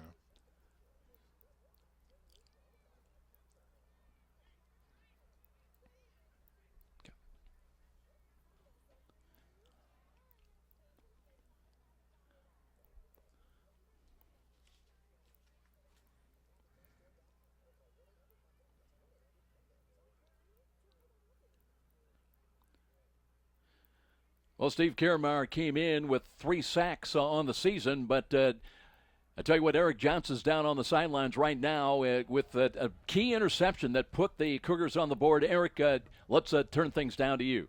Absolutely. Thanks, Joe. I'm here with Steve Kiermaier. Steve, pitching a shutout today, first one of the year. How good does that feel for you guys as a team? Feels great. I mean,